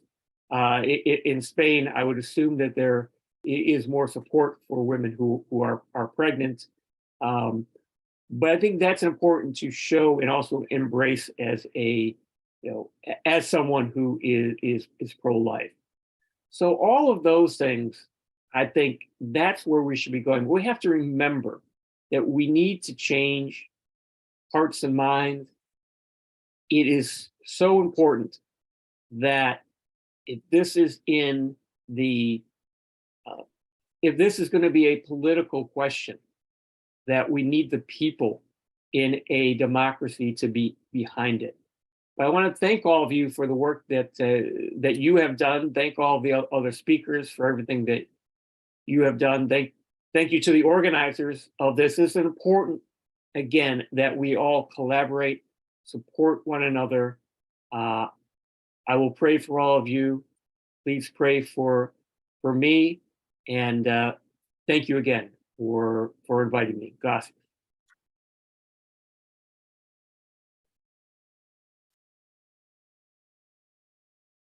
Thank you. Thank you very much, Dan, because everybody knows that you know how join people and things with common sense. And I think it's very important to know how to treat people while we defend life. Thank you very much. Bien, y hemos llegado al final de esta mesa. Os agradecemos todas vuestras ideas, todo vuestro trabajo. Yo creo que tenemos mucho que reflexionar y bueno, pues lo que ha sido el centro de este taller, en este caso en esta mesa, en los medios de comunicación, me parece que ha sido fundamental es todo lo que habéis nombrado, esos héroes silenciosos, ese estar compaginando las distintas fuerzas y cómo ha sido posible que ese gigante que a mí me gusta decir que tiene los pies de barro, pero que se ha llevado por delante en Estados Unidos 63 millones de víctimas y otros tantos en el mundo entero, pues que un caso que partió de una mentira, como después se demostró, y que ha hecho tanto mal que ahora se pueda revertir con el trabajo, como digo, de esos héroes silenciosos, sacando la verdad de lo que es el aborto, sacando la verdad de todos esos negocios oscuros, pero saber que se puede reducir el mal, que se pueden salvar millones de vidas, que tenemos que estar formados, que tenemos mucho que aprender y en este caso pues mucho que agradecer a estos pioneros que estamos seguros que pues no sé, que esto va a repercutir por supuesto en el mundo entero y que para nosotros los españoles sabemos que ese día feliz está cada día más cerca. Muchas gracias.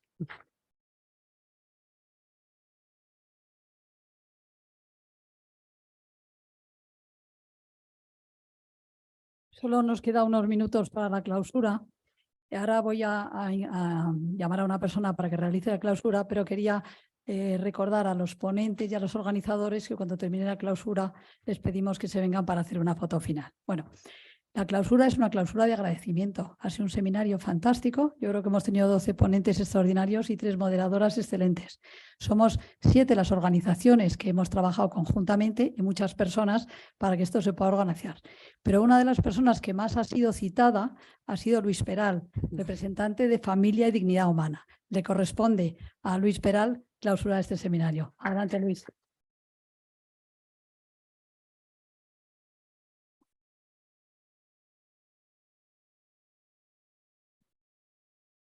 On behalf of all the entities that have organized this seminar, Familia y Dignidad Humana, NEOS, Political Network for Values, Federación Europea, One of Us, Asamblea por la Vida, Federación Española de Asociaciones Pro Vida, creo que no me he dejado ninguna.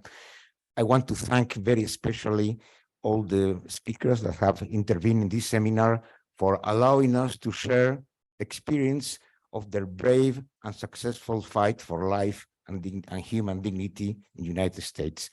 Y muchísimas gracias a todos ustedes por acompañarnos en esta tarde. Creo que ha sido muy interesante aprender de que las experiencias americanas nos muestran que se puede dar la vuelta a la regulación de algo tan abominable como el aborto. Muchas gracias.